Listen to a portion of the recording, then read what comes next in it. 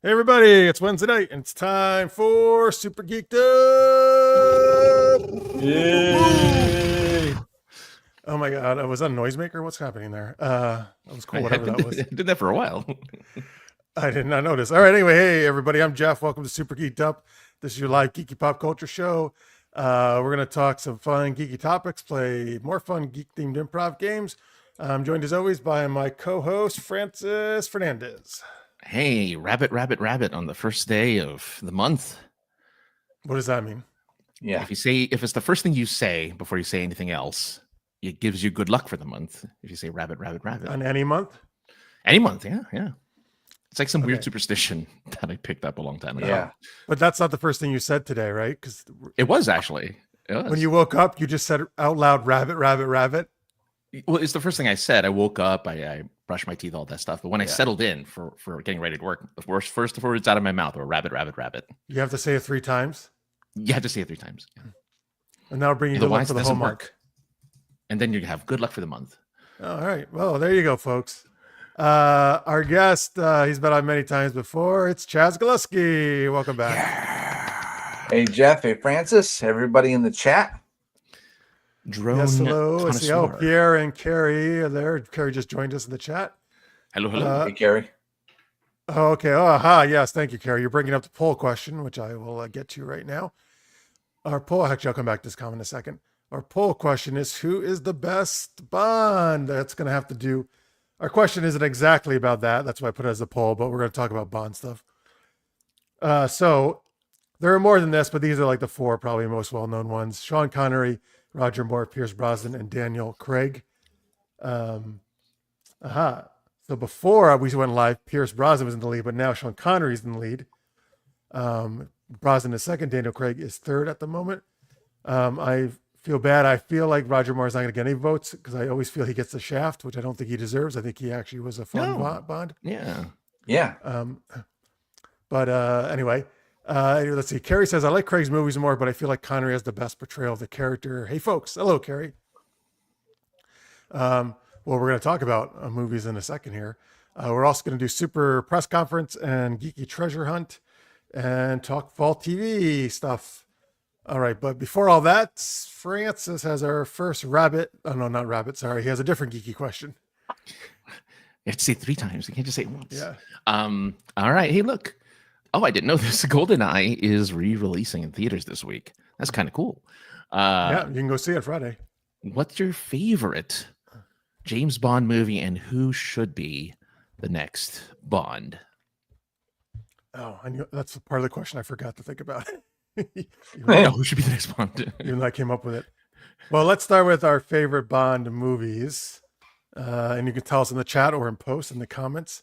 Chaz, you got enough favorite 1 or 2 Bond movies? Oh boy. Hello. That is a very difficult one because I mean, the original Sean Connery movies sort of laid out like the blueprint for making the spy genre movies and making them just like ultra cool and exotic and everything else. I'd probably pick, I feel silly because I can't remember the name, but it's the one where he trains as a ninja. Oh, where he does he trains as a ninja? Where he dresses, he goes in disguise as a Japanese person. Yeah. Yeah, that one was. I don't know that one. I don't know which one that one is. I've got the list up right here. But it's not obvious though, based off. No, I know it's not. I mean, I'll look it up quickly. It's not the ones like I'm thinking of.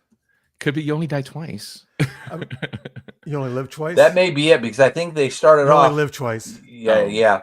Because he started off that with a funeral to cover his tracks. So yeah, he looks he's dispatched to Japan in You Only Live Twice. And when he's disguised as a Japanese person, he looks like Leonard Nimoy. Yeah. Which is fun. But yeah. Oh man. But not like Spock, right? He didn't do like ears, right? He didn't do the ears, but he has the eyebrows and he has the hair, and it's just like, oh yeah, you look like Leonard Nimoy. Wow, this is quite a poster, though. He is like surrounded by tons of women. Well, when isn't he though? But I'm Really? used to like kind of just being one or two Bond girls on the poster. This is like 1, 2, 3, 4, 5, 6, 7. I see at least. Wow. Twice And is the only way to live is the tagline.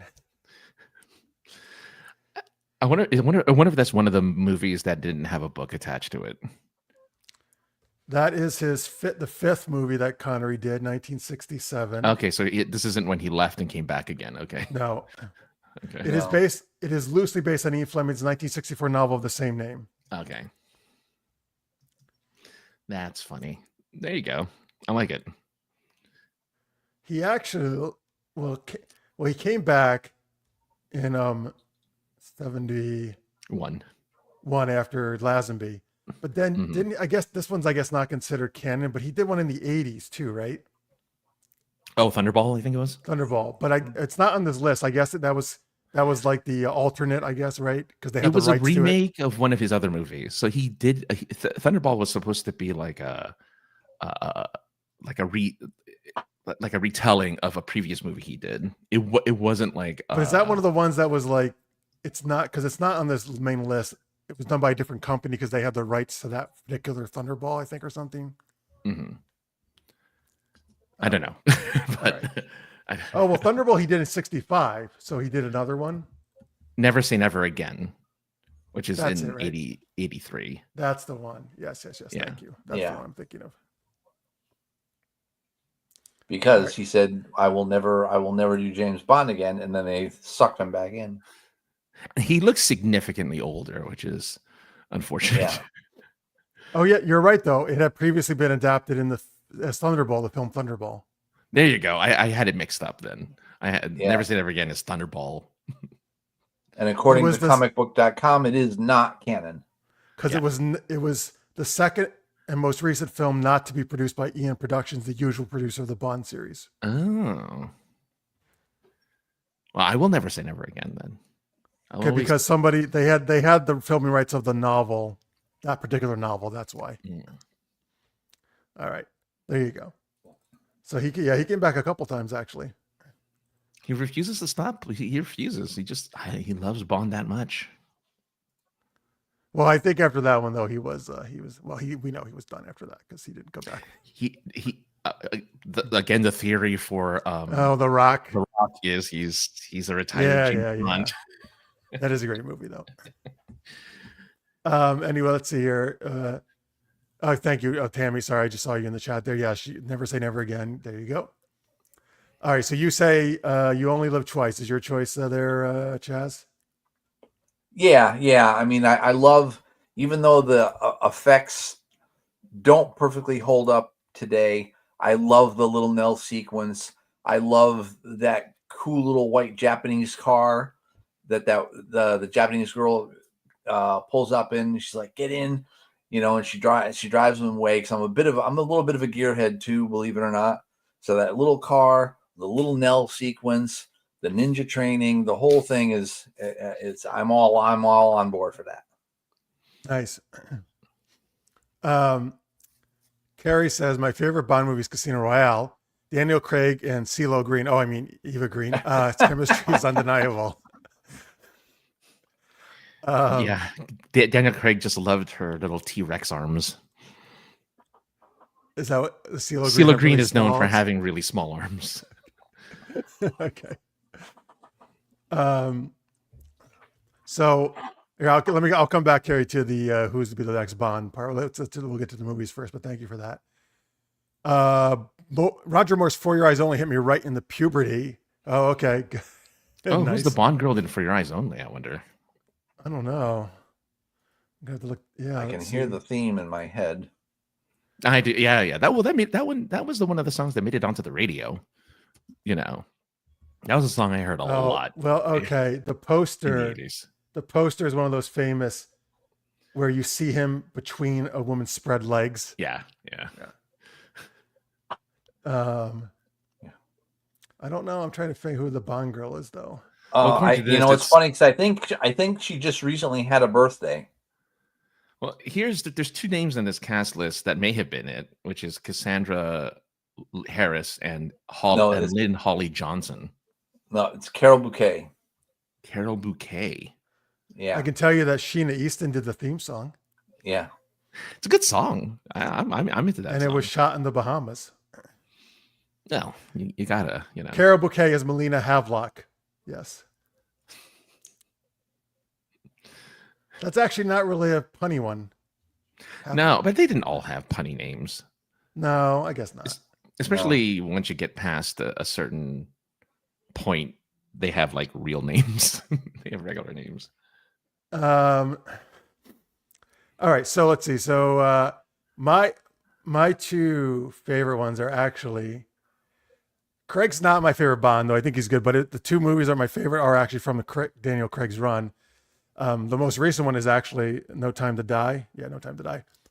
I think the best Bond movie ever made. I think that's an amazing. Yeah, I think No Time to Die is amazing. I don't think they could have had Craig go out in a better way.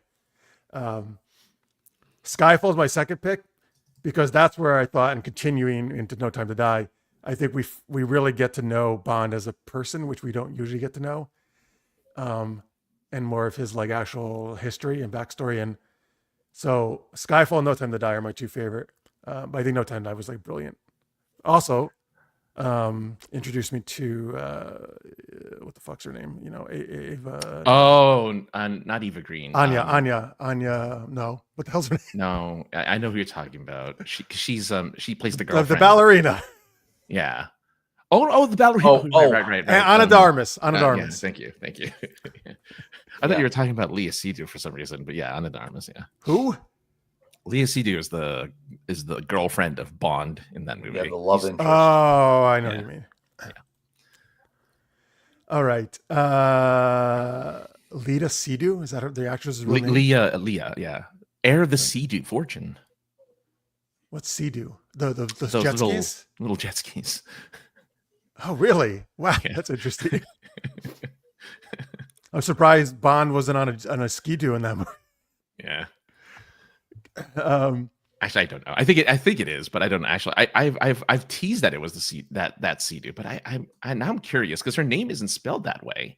So No. hold on, let me see. I know she's just making that. You're just making that part up. No, she is an heir, but what is she the heir of?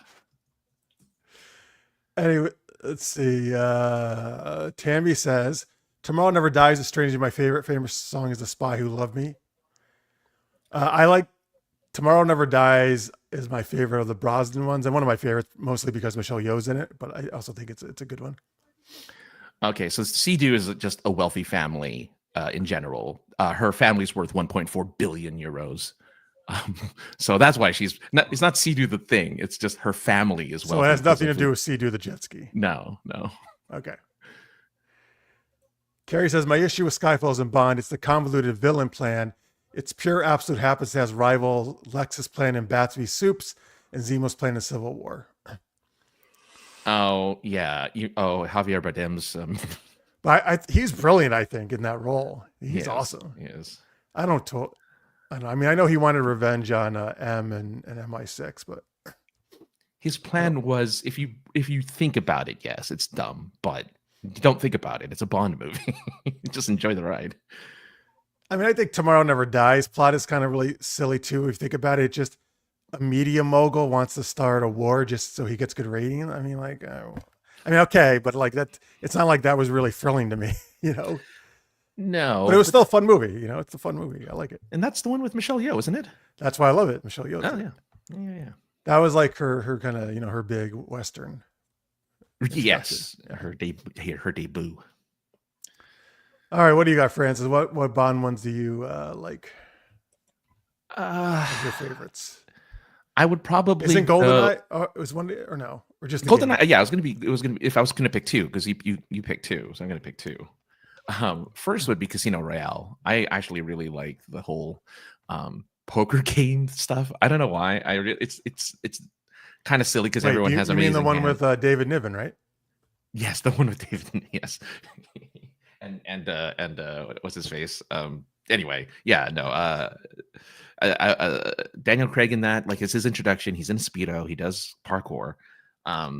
And he also plays poker with everyone who has amazing hands every single round of a poker game, which is what I love. It also, he gets hit in the balls with a rope, which is amazing. But you always bring that up. It's the best part of the movie. It's the worst. It's very painful to watch. So Casino Royale and GoldenEye, just because I really love Pierce Brosnan and as a Bond. I think he was of the perfect Bonds. Connery. If you see that first movie, Dr. No. Dr. No. That's also one of my favorites, Dr. No. He's just so like, there you go, man. He's the embodiment. But Pierce Brosnan, really good. I really enjoy him as Bond. But yeah. He's my favorite Bond. Brosnan's great. As for future Bonds, oh man, I don't even know. Well, if you guys are going to pick two, then I'm going to pick another one. Yeah. Chaz, you get another one. I'm going to pick The Man with the Golden Gun because that was the first Bond movie ever that I watched. Yeah. That's a Roger Moore one. To stay up late on a Sunday night, on a school night to watch it. So to finish watching it. And you get to see Saruman put a golden gun together. Yeah. With Christopher Lee? Christopher Lee, yeah. He's the villain. Oh, all right, nice.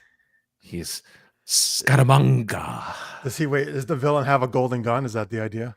Yes. He has a literal golden gun that I think shoots like one bullet or something like that. Like, I don't know. Is it like super powerful or something? Like, what's so great of it? I don't remember. Chaz, what was the special? No, it is. Well, one of the cool things about it is that it breaks down to look like a cigarette case. Yeah. But it does have. I think it does have. Well, I think it has more than one bullet in it. But supposedly he is so good that he never uses more than one. Okay. That makes sense then. Yeah.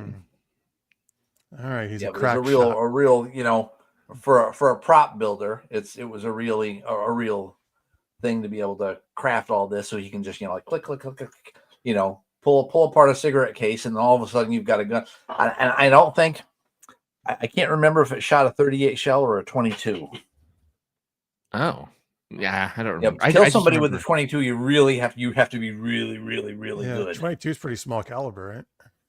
It's the smallest you can get, basically. Well, if he was using that, he was an ace shot. All right.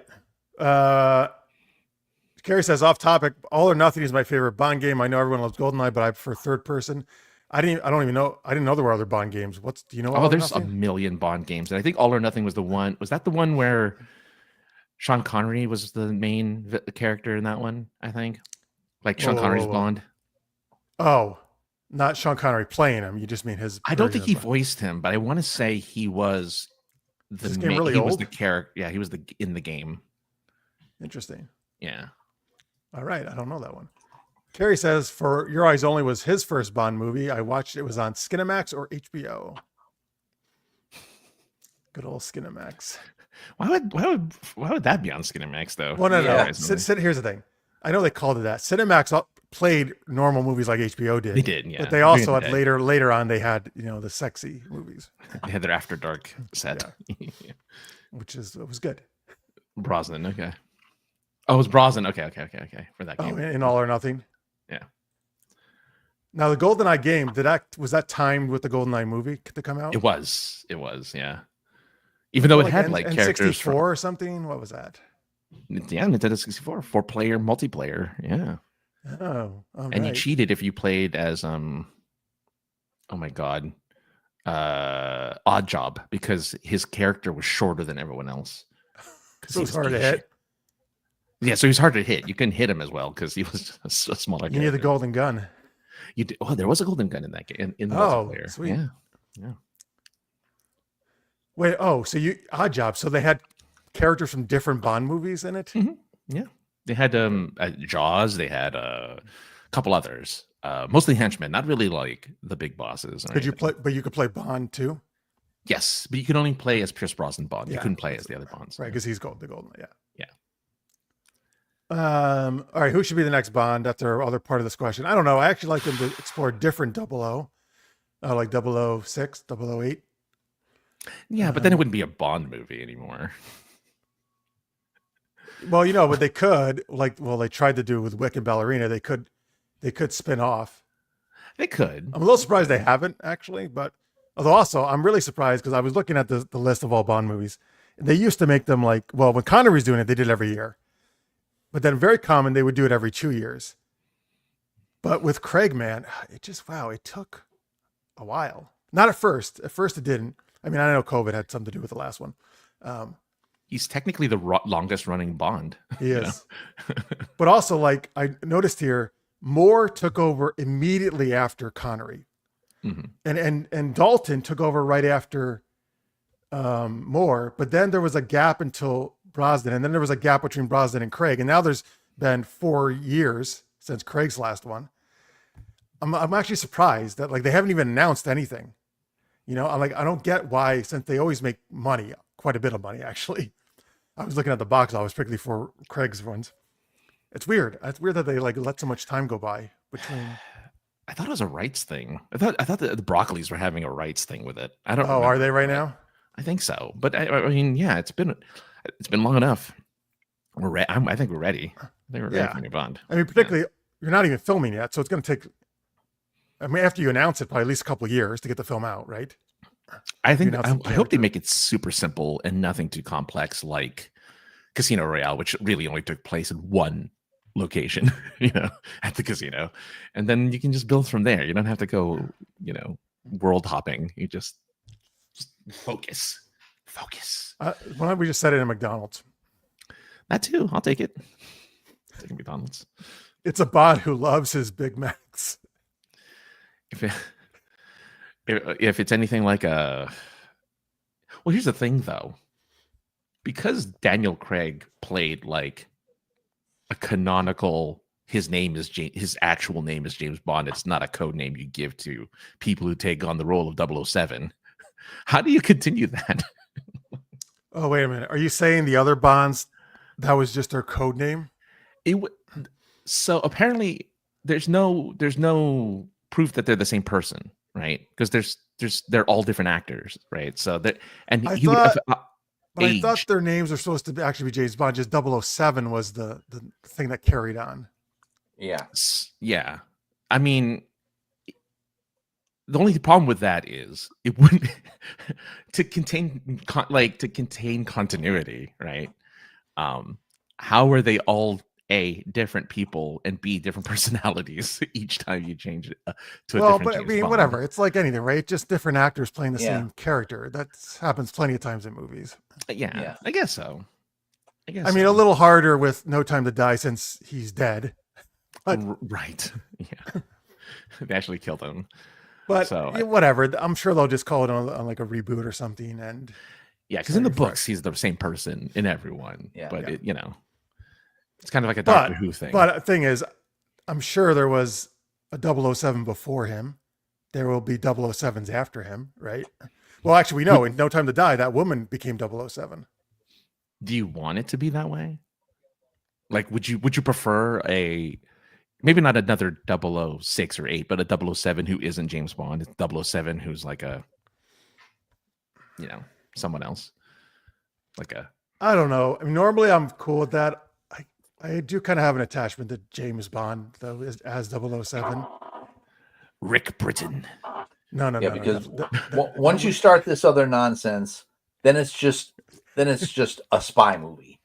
It's not 007. It's not James Bond. That's a good point. There is something special, right? That it's James Bond, not just a spy movie. Maybe the character's so iconic, right? Maybe there could be a little bit of retconning, and in the next Bond movie, we'll find out that he found a lead-lined refrigerator to hide in, and that that he was able to then attach some hollow logs or something to it, and he could I mean, that's how off the island or where. That's how Indiana Jones survived the nuclear blast. So why can't James Bond? Oh, really? Who knew? Wow, you guessed it. But yeah, I mean, so he's been around Bond for 63 years in movie form, actually longer in books, right? Mm-hmm. So yeah, that's why I feel like it has to still be James Bond. How Like again, young I'm cool if they want to try to if they wanted to do a spin-off type thing with a different agent as well. I'm kind of surprised they haven't. But I don't know who should play Bond though. how young should Bond be? Is the next question. Interesting, because I feel like none of them have been super young, except even maybe Dalton was I don't. Yeah, barely, maybe. but even he wasn't super young, I don't think. But I mean, Brosnan was probably in his late 30s or 40s when he finally did it, right?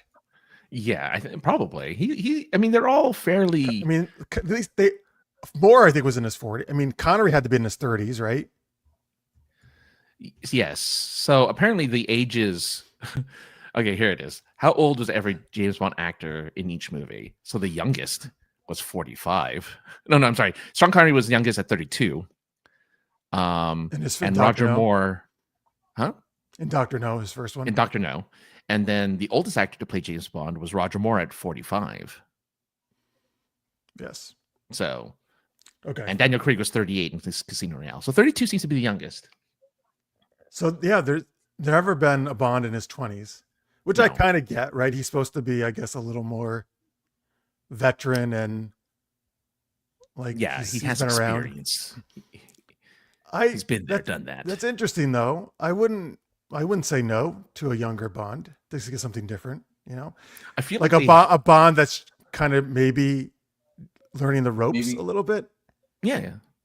I think that would be cool. Not even pre-Craig, a pre-Craig Bond. Yeah. In terms of story continuity, because I think at the beginning of Casino Royale, he didn't have his 00 status yet. That mission that we saw him on was for him to get his 00 status. So we could see him training, send him on a few training missions. That wouldn't be horrible. Before he's 007. Yeah, the 2 missions he needs to do to get his license to kill. What, just 2? Is that what it is? I believe that's what they said in the first. Yeah, that's what M told them. It's like you needed to do 2 missions or 2 killings even, and then you have official license to kill. Okay, but that doesn't make sense. How you do 2 killings and then we give you license to kill? But how were you able to kill before that? I don't know. She does say it though. She says there's 2 things you have to do to become a 00. Well, I think the whole idea of having the license to kill is that you don't have to get orders from the government. In other words, you can be sent out on a mission, and if you need to, that's it. It's just it's a done deal. You have license to kill if you think it's necessary. You're not necessarily supposed to kill people unless M says, "Okay, this person has got to go." There's no sense. coming back. Makes total sense. So 00s they have more authority to make their own calls. Yeah, that makes sense. And as M said, you have a license to kill, but not a license to break the speed laws. Does she say that? He says that when he gives him the BMW Z something in like whatever. Q. You mean Q? Q says that. Yeah, I'm sorry. Who did I say M? I meant Q. Q says that to Bond in like the Craig Bonds. No, to Brosnan. Oh, that was Z. Yeah. I think it was a BMW Z8. Yeah. Actually, that was to break the traffic laws. I like that because that Q was he was pretty old then, but they had a good him and Brosnan had a good like back and forth like with each other. Yeah. And then it was John Cleese for like 1 movie and then never again. Oh yeah, he was like R or something. Well, he became Q after Q left, but yeah, he was R. But then Brosnan left, and then they just restarted. Yeah. Even though they kept M, the one person who survived. I know that was weird. Let's see here. Carrie says, check the last comment. Aaron Taylor Johnson is good. I was confusing him with Taylor Kitsch. Yeah. Taylor Kitsch is God, is he Vampire Diaries? I think he's Vampire Diaries. But yeah, no, Taylor Aaron Johnson Well, he's one of the ones people are talking about, right? I don't know who that is actually. He was Kick-Ass in the movie Kick-Ass. He was oh, never mind. I do know who he is. Yeah. He was Kraven the Hunter. No fucking way, really? He was Kraven the Hunter, yeah. Wait, the scrawny kid from Kick-Ass became Kraven the Hunter? Yeah, he has his own movie. He has his own Kraven the Hunter movie. He wasn't. I know there was Kraven the Hunter movie. Oh yeah. But in Kick-Ass, he was. I mean, maybe he wasn't scrawny. He was normal sized. Yeah, I mean, they just didn't want him to be like Wolverine, like like all bulked out, because his superpower wasn't strength or speed or anything. It was the fact that he couldn't feel pain. Well, but in Kick-Ass, he gets his ass kicked all the time in the beginning. That's why I think he's not. But Kraven is a big dude. That's what I'm thinking. Yeah, well, so there's there's like 15 years between those two movies. So they hook him up with Henry Cavill's trainer, shove a bunch of protein down his throat, and 6 weeks later he's dehydrated. Taylor Kitsch was the first Gambit. Oh, okay. Wait, I thought that was Taylor something else. Taylor Kitsch is the first, and he's John Carter of Mars. If that's the same guy. Yeah, I thought it was. I don't know. So many Taylors. There are, yes. Taylor Swift. Yeah, I was trying to figure out a way to squeeze that in there. He was great in Kraven. The story suffers from not having Spider-Man. I was a big when I was reading Spider-Man. Kraven was a huge villain. I read a lot of Kraven comics. All right. Well, I still don't know who. Do you have any ideas who should play Bond there, Chaz? Next. Boy, my answer's going to be almost not a meme, almost a cliche, because I would love to see Henry Cavill. He's got the looks, he's got the accent, he's got the build. That was my only sort of niggle with Sean Connery. Is I saw him get into fights, and he be in like a short sleeve shirt or something, expose that much of his arm. I'm like, his arm is awful thin for him to be landing thunder punches like that. That was the one thing that I really liked about Daniel Craig. When we first see him, he's coming up out of the water and he's got a boxer's build. He's chiseled. He's jacked. So when he hits somebody, it's going to look realistic. He's going to be doing damage. And the same thing with Cavill. Cavill thunder punches somebody, you're going to be, wow, is he ever going to get up again? Yeah, I'm with you. When I saw him this was a long time ago. He was in the movie The Man from U.N.C.L.E. I never saw that. I never got to see that. I should look that up. It's a good movie. I like it a lot, and he's good in it. But that's where I'm like, oh, he'd make a good Bond because he's a spy in that movie. So he would make a great Bond. Yeah, and you love him in Mission Impossible Fallout, where he cocks his arms, before the fight. He's got to, if he's gonna punch right, he's got to make sure they're loaded. His guns are loaded. Yeah, he would make a great Bond, though. You're right. And I don't know a lot of other like good-looking, British actors. Even though I know Tom Holland's name. They don't have to be British. Tom Holland's name has been tossed around a few times. I know. They do have to be British. I'm sorry.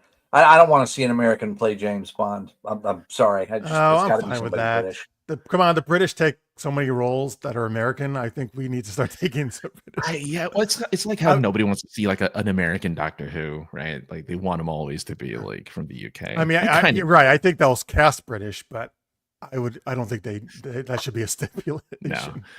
I want another Sean Connery's thick Scottish accented. If you think about it, you could barely understand. His accent is completely different than all the other Bonds, obviously.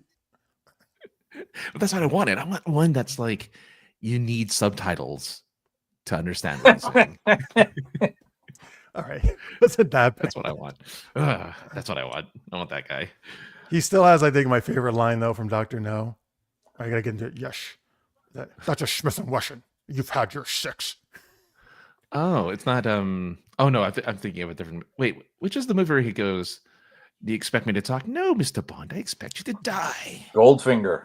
Okay, that's Goldfinger. And then reused in Spectre. Oh, did he say that in Spectre? Yeah, I don't remember that. What's his face? The guy. Yeah, Christoph Waltz. Thank you. as Blofeld. Ugh. Well, that's probably the most famous villain line for sure. Yeah. No, Mr. Bond, I expect you to die. I don't know, just when I first thought I didn't know, I just loved the line because the guy's like, he's having a shootout in a room or something, and the guy's like pointing the gun, but he's like, yeah, he already counted how many shots he's had, so he's like, at the Smith and Wesson, you had your 6, and then he just shoots him. One last thing for Bond, and it is I want him. I know it's not PC anymore. I want him to smoke. I want him to be a smoker. No, I don't want him to smoke. I don't want anybody to smoke, but that was how he was in the books. I want it to be that in the movies. It's too like archaic nowadays, I think. And I feel like it's not that people still smoke, but particularly, if you make him French, absolutely he's gonna smoke. Okay, French, even better. I am 007. Bon. I have a license to kill. So is it Bon? James Bon? Yes. Yeah. Can't even say the D. He's like, oh yeah, very bon. Martinez. Wait. Shake on, not a sword.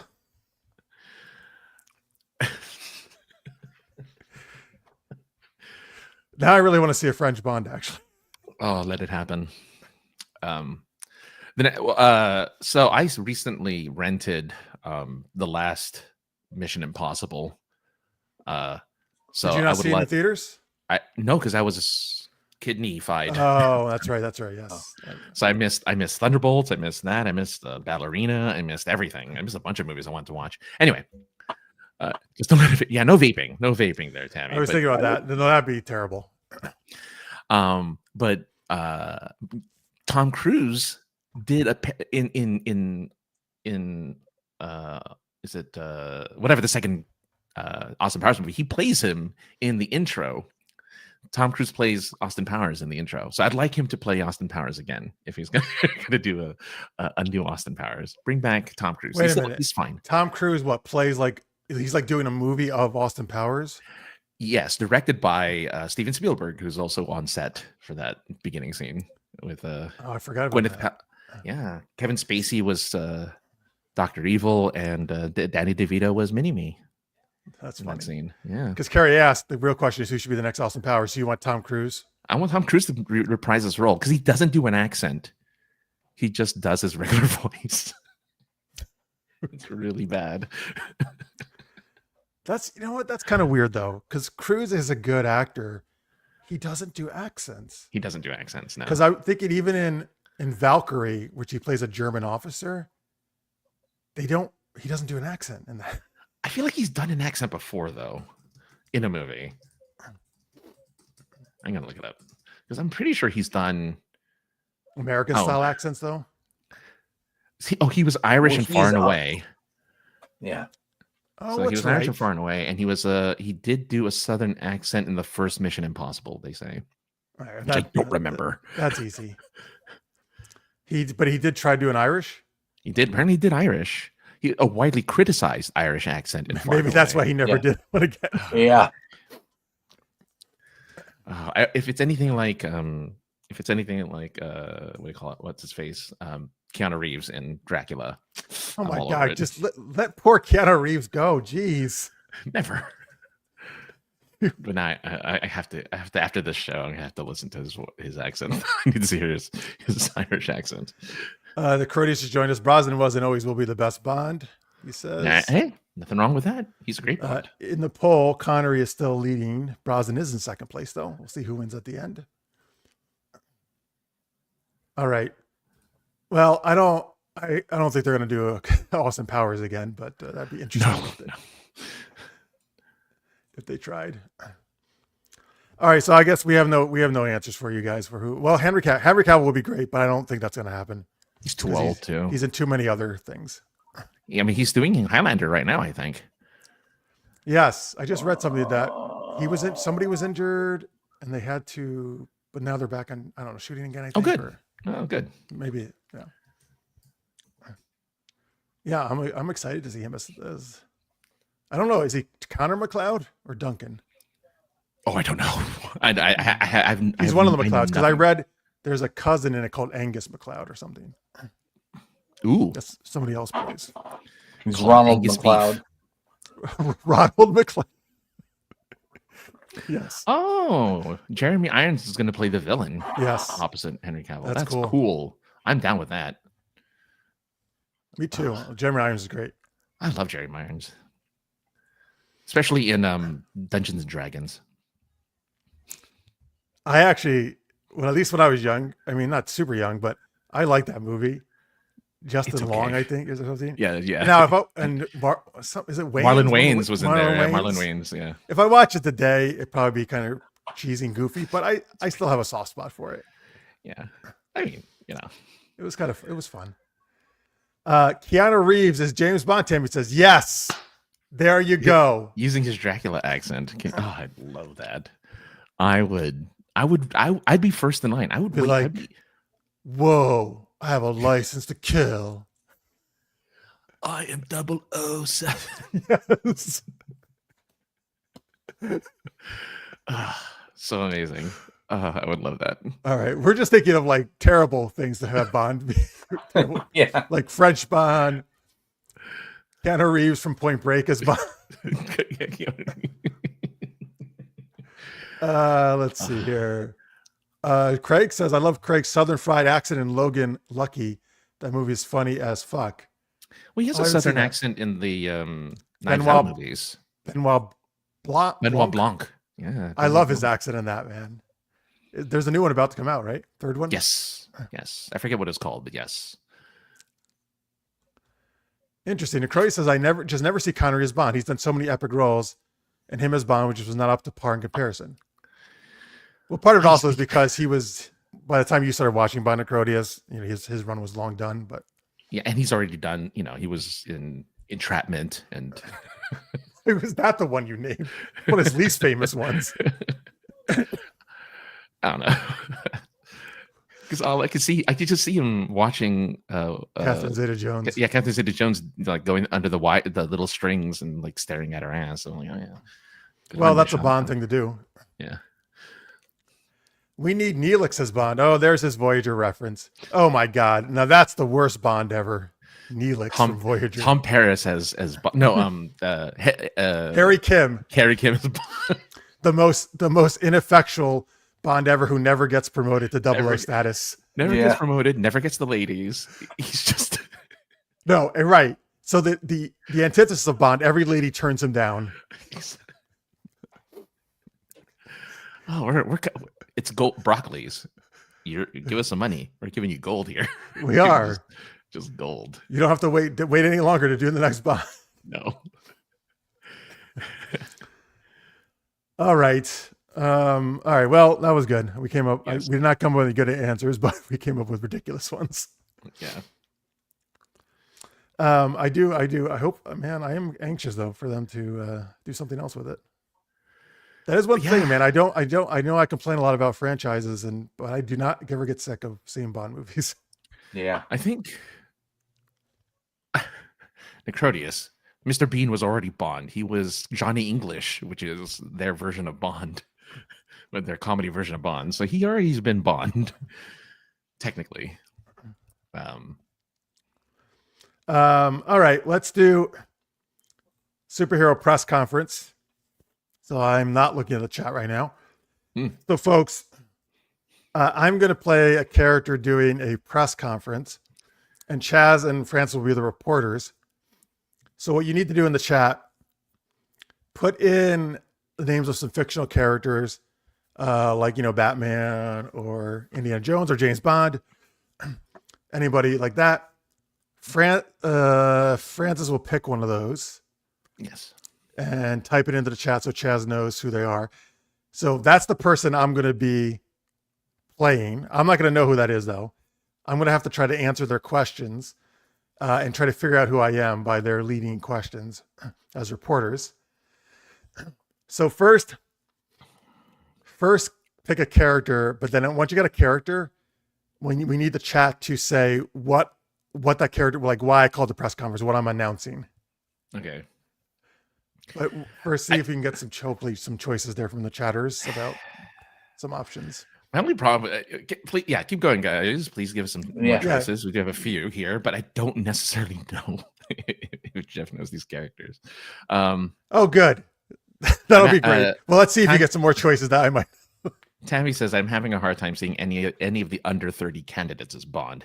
Maybe an unknown could be picked. I think an unknown should be picked because I want to say Daniel Craig wasn't really a known actor. No, I mean, in wasn't. Britain he was.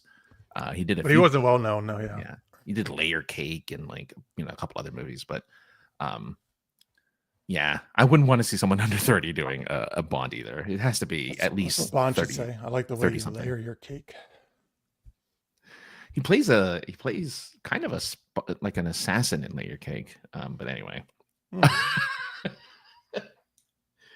Well, I'm going to ask you, Chaz, out of all of these, who do you know type in the chat which one you think you know is the best? In the private chat.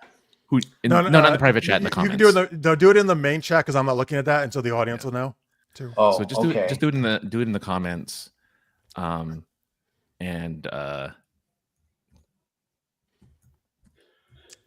I'm curious.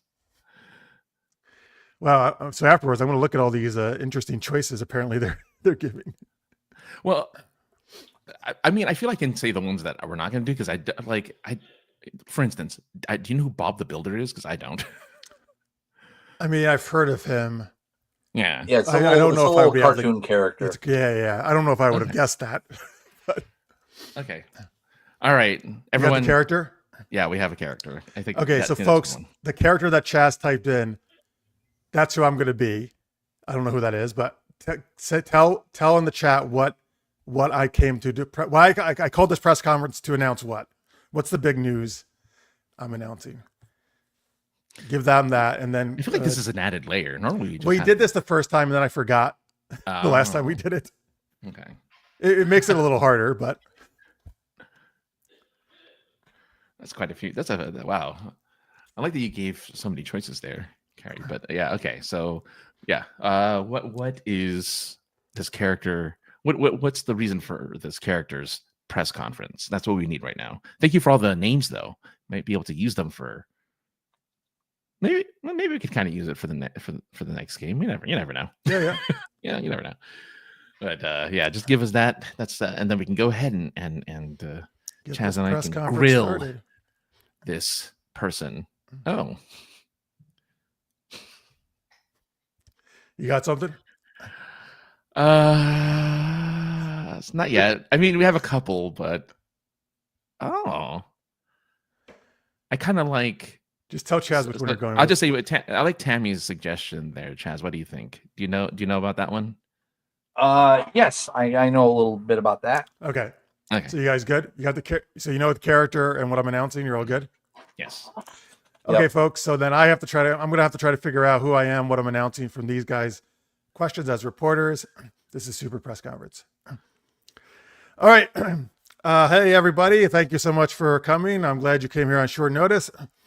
Very, very, very exciting day here. But first, yes, you have some questions. Yes, there, sir, in the hat. Yes. Hi, James from MI6 News.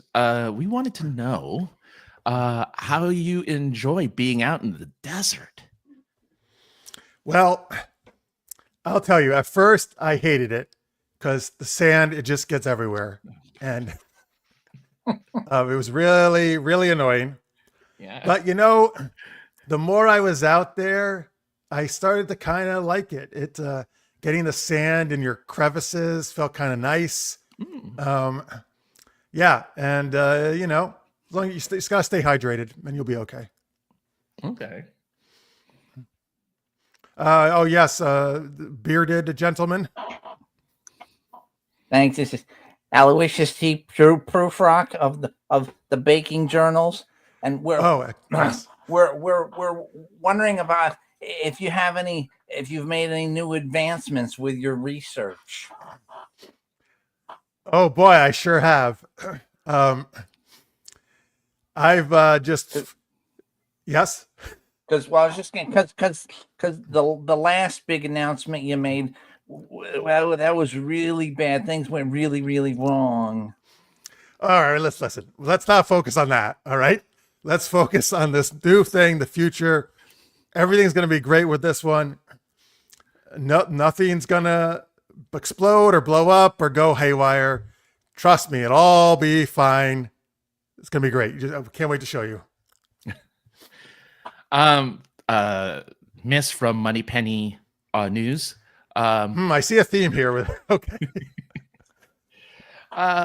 Actually, me and my staff, we really wanted to know if you've ever rocked down to Electric Avenue. Oh, rock down to Electric Avenue. I on occasion I have, yes. You know, I like to rock. And I also like, you may not know this, I like collecting rocks. I wish I knew what that was called, the name of that thing, but collecting rocks. But anyway, you know, rocks are fun. I also like watching movies by The Rock. Oh, okay. I'm a big rock fan in general, anything with the word rock in it. Okay. If it's on Electric Avenue, whoa, now you're really talking. Yes, sir. Other person in the beard. A lot of bearded gentlemen here today.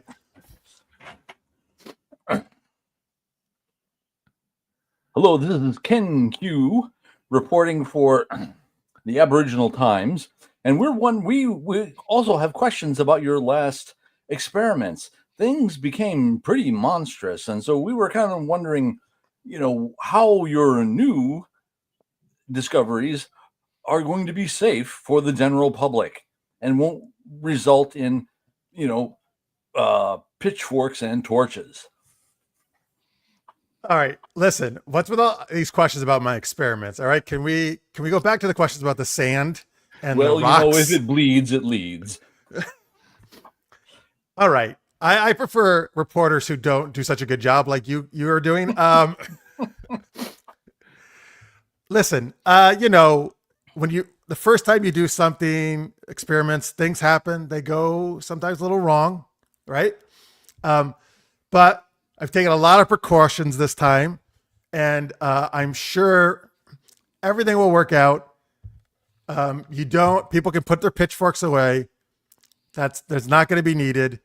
It's just going to be great, and I think it's going to give people a lot of orgasms. Oh, I mean a lot of excitement when they see it. Yes. Hi, 001 from 002, 003, 004 News. I'm so glad we have so many British correspondents here. So we know that you like to go to the desert, and this time you apparently went because, you know, again, you like to experiment. This time you went out to the desert to experiment on something else. Why did you light that man on fire? Oh, well, I had gone to, I was trying to go to the Burning Man concert, and I thought that's what you're supposed to do. Is that it, by the way? That's one, yes. That's one. Is that part of the thing? Yes. Yes. Well, okay, first off, am I Dr. Frankenstein going to Burning Man? Yes. Oh, that was quick. And your conference, then you have to end your conference. Sorry. Okay, right. I'm sorry. I forgot. I didn't think So yeah, I'm sorry. I'll finish answering your question. Yeah. Yes. Well, you know, obviously that's what you do at Burning Man. You light things on fire. So I just thought if I lit everyone on fire, one of my creations would work. You know, and so that's what I'm gonna do. And I think I'll light all you guys on fire right now. Here you go. Conference over. I want to thank Tammy for the rock down to Electric Avenue. Wait, is that? She just wrote it down. Isn't that a song? It is a song. Yeah. So I was trying to think of the lyrics to the song, and I actually got thrown off by that. What does that have to do with to Electric Avenue? Well, so I felt it was relevant because that's what Dr. Frankenstein uses to bring his creation to life. Was electricity. Yeah. I see. Yeah. So that was my subtle hint at the beginning, but yeah, I really like that. I was really It's trying to over. like, oh, I can't think of the rest of the lyrics though. Like what? That's a good song though. Mhm. Oh, here it is. Okay, attending Burning Man. Very nice. And then who actually suggested Dr. Frankenstein? That Wow, was. You're right. There was a ton of characters. Oh, it's Acrodius. Yeah. Wow, I can't believe how many characters there were here. Lots of characters. I know almost all these. Well, yeah, well, our first choices were Lady Facelap, Bob the Builder, and Fix It. Oh, well, of Fix It course, Lady Felix. Facelap is Kara's Yeah, famous. I had no idea who Fix-It Felix is. It's Oh, that's from Wreck-It Ralph. Wreck-It Ralph. Yeah. He's the hero character. Well, I mean, he's like the good guy who video not game even the character. hero. I did see the first Wreck-It Ralph, but it was a long time ago. Yeah. I mean, Wreck-It Ralph is the protagonist, but Felix is like Right. in the video game supposedly the good, like the Mario buddy. type character. Yeah. Yeah. Yeah. Where Ralph is like the villain of that game, right? The Felix game. He's the villain of the Fix It Felix game. But then, Conference over. Doc Frankie out. That's what I should have said. All right, very good. The pitchforks was very helpful. Thank you, Chaz. I really like. I that. didn't know how much longer we were going to go on, but No, that was that's good. good. Because when you said that, I was like, oh, okay. Because before that, I'll be honest with you, I was like, I have no fucking clue who I am, what I'm doing, like what's going on. Well, I had to set up the desert. For The my desert first was good. question. Yeah, the desert was good too. And then I just had to do Tammy's question because I thought it was really funny. and then we Yeah. we No, kinda- yeah. once it was fire and desert, I was like, oh, okay, it's Burning Man. What desert is that? Is that in where do they hold that? California? Yeah, it's Arizona? California. It's in Death Valley. Death I wanna Valley? say. I think so. It's a music thing, right? Sort of. Oh no, it's in Northwest Nevada. Black Rock City is where Burning Man takes place. But it's a bunch of just dirty hippies. I thought they went there to hear bands, no? No, I think you're thinking of like Coachella, which is in the So California. wait, what do desert. they do? Just go gather to do drugs? So they build. I believe they even build the wooden man that they burn at the end of Burning Man. So you go there for the camaraderie and the dirtiness. The dirty. yeah, because it's flat out. It's a huge pagan festival. Period. Yeah. Bottom line. Period. End of story. That's what it is. Yeah. Oh, okay. Interesting. All right. Well, that's I guess that's where Dr. Frankenstein likes to hang out. Yeah, hey, he's got to clear his mind, and he's creating, Speaking of that, in I think a couple of weeks, right, or sometime this month, Frankenstein by Del Toro comes out, right? and The Bride, which is Oh, there's two different movies. yeah, so The Bride is the one where Christian Bale plays Frankenstein's monster, and I forget who plays the bride of Frankenstein. But yeah, so there's two of course. There's always that weird happening where every Yeah. year there's like a movie, like 2 or 3 movies that are the same thing that come out in relative, proximity to each other.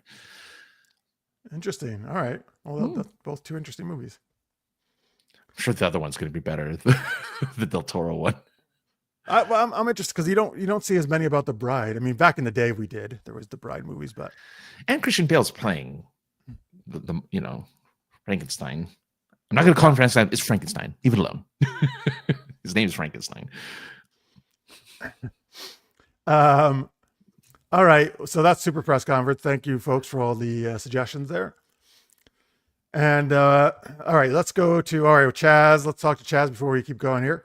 What do you? Let's see. You wanna talk about your grumpy pal?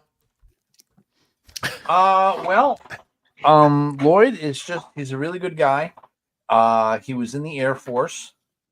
And I think he did some time overseas, actually seeing combat, Oh wow. because he has told me on more than one occasion. He wasn't a pilot. He was I forget what they call. He's used the term before, but I can't remember what.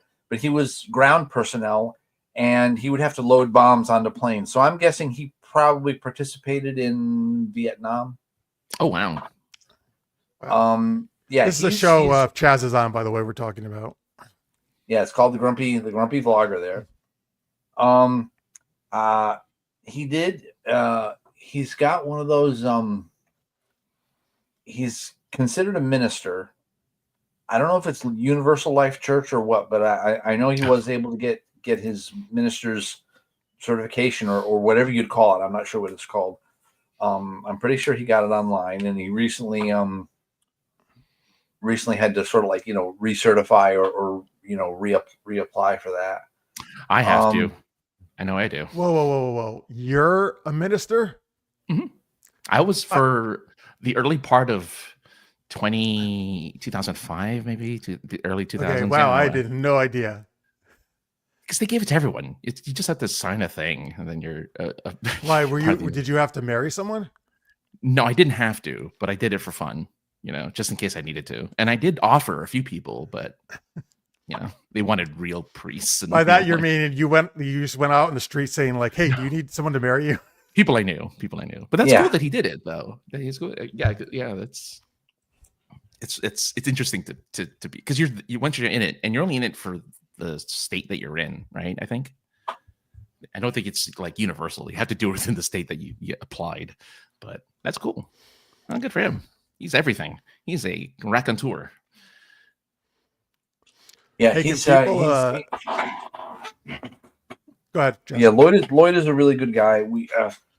I do his show, and then afterwards, a bunch of us, of course, will have like an after show, after party kind of thing privately, for an hour or two. Nice. Just BSing about whatever. Do you roll around in the dirt and burn things? Do what? Who? Huh? What? Do you roll around in the dirt and burn things at this after party? Oh, no, it's not. No. Okay. What time is it? It's Monday. At what time is the show on? It's Mondays at 8:00. 8:00 Eastern? Eastern Standard Time. Yes, Eastern Standard Time. At Grumpy Vlogger on YouTube, folks. You can find Chaz there every Monday. Okay. I don't say an awful lot. I really don't say an awful lot. But you can see him. I'm there for like moral support. Sometimes I do have to sort of be the voice of calm and sort of stabilize things. Good. Yeah. That's important. But that's pretty rare. So if you're a minister, can you marry people over the internet? Or do you have to be in person? I believe it requires signing paperwork. So no, but I mean, let's say when when Lloyd is a minister, can we hop on like a call like this? Would he be able to marry it? Do you know? Anybody know? I don't know. I would imagine that if he could get all the paperwork properly signed and notarized, then yeah. Because even though you're doing the ceremony, you're really the witness to when they sign the paperwork. That's really your job, is to be like, I see that you two are signing this thing by your own accord that you want to get married. Yes. You're sure. Yeah. Yes. There's no irate father with a shotgun standing nearby. It happens. And Necrodia says, you got to be careful. Francis can marry any person during a game and pretend it's a game, and it'll be a real wedding. I would. Haha, prank. You're married now. Yeah. We actually used to do a marriage game, actually, a long time ago. Oh. There used to be an after show for SGU. That's right. After hours, I think is what we called it, or something. Yeah. Anyway, folks, you can also follow Chaz on Twitter at Eternal Sky Film. Mm-hmm. And again, Grumpy Vlogger on YouTube, Monday nights, 8 p.m. Eastern. You can find him there. And so on that show, is it kind of just Lloyd talks about whatever comes to mind, or what? Yeah, pretty much whatever comes to mind. It's a very casual, a very personal show, where he just talks about stuff that he does. There's Lloyd, there's me, there's a guy named Art, who runs his own show on Thursday nights. And then every once in a while, this guy Bill will come on, and we're all connected with each other through the drone community. This little drone community we've got. There's like about 50 or 100 people, but they're spread out all over the place. I mean, yes, most of us are in the U.S., but we've got a couple guys from Australia. We've got several guys from England. There's a guy in technically he's part of the U.S., but he's in Hawaii, so he's really, not continental U.S. And that's how we all know each other. And Bill comes on every once in a while, and Bill has the gift of gab, unlike any human being I've ever seen. He's like, if you could drop a rock in a pond and the ripples would not stop, that rock would be Bill. If Bill ever sees this, Bill, not trying to knock on you or anything, because I've actually said this to his face, so he knows it. But it's a fact of life with him. You just, as soon as he's on screen, he's off and running, and it can be about anything about his life. And nice. Me personally, I have never, like 3 to 5 years ago, if you said I'd be on live streams, more than once a year, I would have laughed in your face, because I'm like, no. Now I do multiple per week, but still, I never feel about talking about my own life to any depth. Unlike Bill, who's just, he's got all this stuff going on, with his life, not, both good and bad. So he talks about his work, talks about his dad, talks about this, talks about that. And it's just unbelievable how I would never, not that Bill says anything bad, just I would never dream of talking about all this stuff, because to me, it's like, I'm thinking, I'm sure I'd be boring the audience to pieces. Well,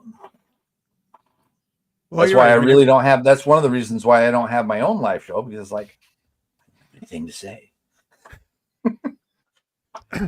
Well, you have plenty of good stuff to say on this show. Well, but that's different, because there's not actually a script, but there's an outline. There's the three of us know each other and have sort of a rapport already. Yeah, true. But yeah, you're right. Some people are like that, man. Right? They're just very comfortable, and other people, don't like to talk as much. Not for everyone. That's true. Yeah. Necrodius, Chaz is really 3 drones in a human suit. Right. Well, that'd be a good drone pilot in there. Yeah. Well, I bet whatever your member is in Hawaii, I bet he gets some beautiful drone shots in Hawaii. Oh God. Yes, what I see a lot on his channel are folks surfing. That's cool. He gets, and as long as you're not over an individual, you can do stuff like that. And yeah, he's great shots of people surfing rather. So you can't be right over them in case it hits them, right? Well, you're not that it would hit them in so much as that if there were a significant problem, the drone could fall out of the sky. Yeah, that's right. So yeah, you can't be right directly over a person or a crowd of people, unless there are certain restrictions, like you've got to have wherever your props are located, they have to be in a prop guard in a kind of cage, so that if it did fall, somebody's face couldn't get cut up or something like that. And it was recently one of my drone friends sent me through Facebook a thing where like 6,000 drones over in China malfunctioned. They all fell out of the sky, and they were like at a light show or something like that. It was just insane. Yeah. But that was over water, right? That wasn't any near. No. It was over land. There were people watching. And you could, because it showed them all beginning to fall, and then the person with their phone sort of pans over a little bit, and there's like all this orange dust coming up from the ground where the drones hit down and started kicking up dust. There was a huge cloud, probably about 10, 15 feet tall, from all the drones hitting the ground and the blades kicking up dust. I was like, whoa. Crazy. That kind of stuff really doesn't happen in the West, because we don't really We don't have drone shows. Well, we do, but we don't have as many of them over here as they do in China. Yeah, And no. I know one of the guys. I know I sort of know this guy, and he's Scottish. He's got a Scottish accent that goes around the world doing drone shows with 1,500 drones, and they've never had a problem because they go through all the proper safety checks. I have a feeling that when these things happen in China, it's because nobody's doing the proper safety checks. Well, Necrodius has a wonderful comment here in the chat. Well, Jeff has a live show and has bored audiences for years, just fine. Yep. Still going strong doing it too. It's because we refused to talk about Voyager. We mentioned, we had to because he brought Neelix, so we did have to mention it at least. Yeah. But then we talked about Harry Kim being an amazing James Bond. That's true. That's true. All right. Yeah, proto Bond. Okay.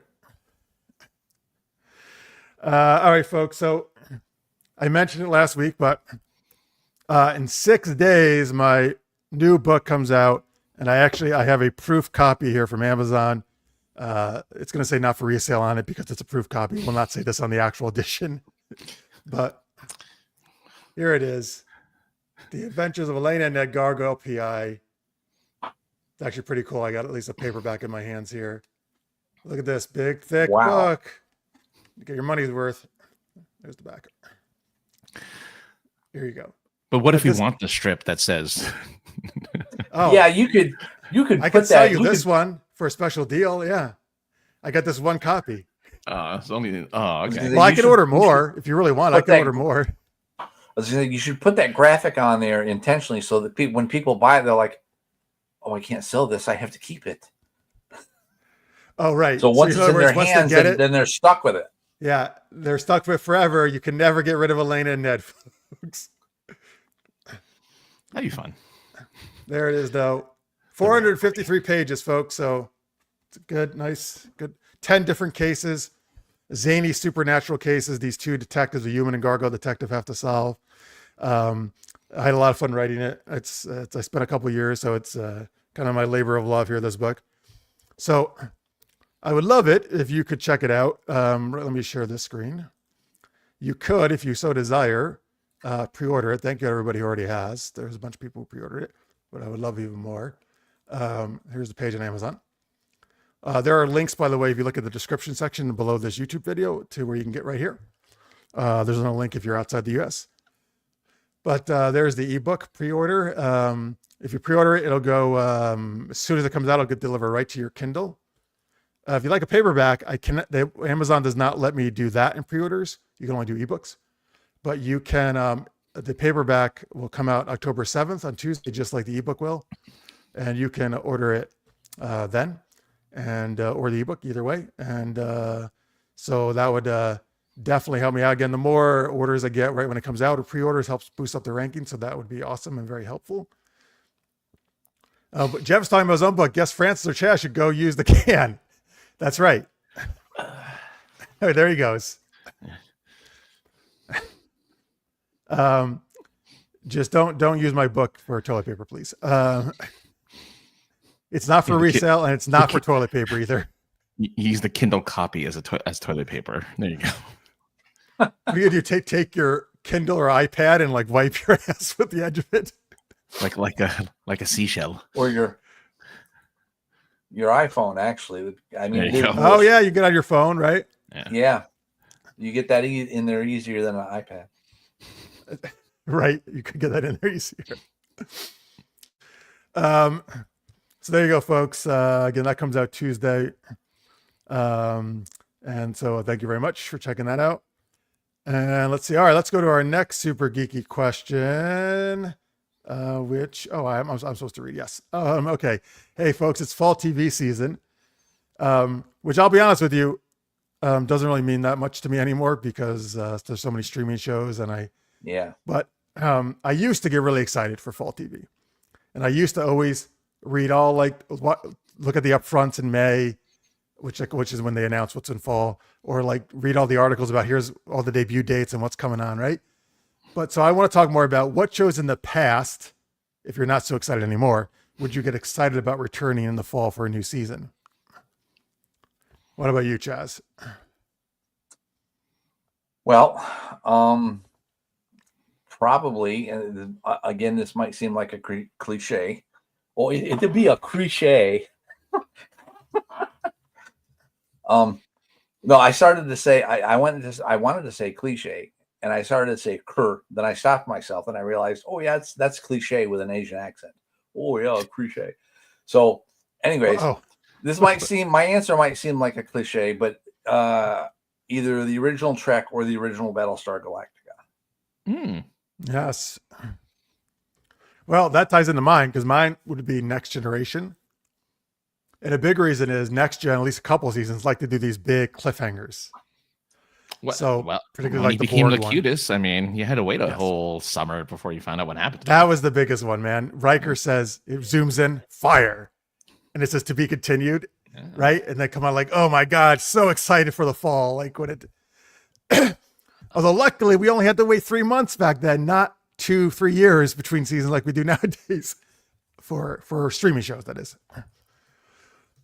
But yes, Next Gen. So I'm with you with Trek and Battlestar. Those are great choices. Which I like the original Battlestar as well. I was a fan of that. So besides Next Gen, I guess I think Smallville. I always got very excited to see Smallville come back in the fall. What are you looking up? Well, I'm trying to think of other shows that did like their thing was cliffhangers. Yeah. Now, Chaz, the original Trek never did cliffhangers, right? Between seasons, I don't think, did they? No. Yeah. No.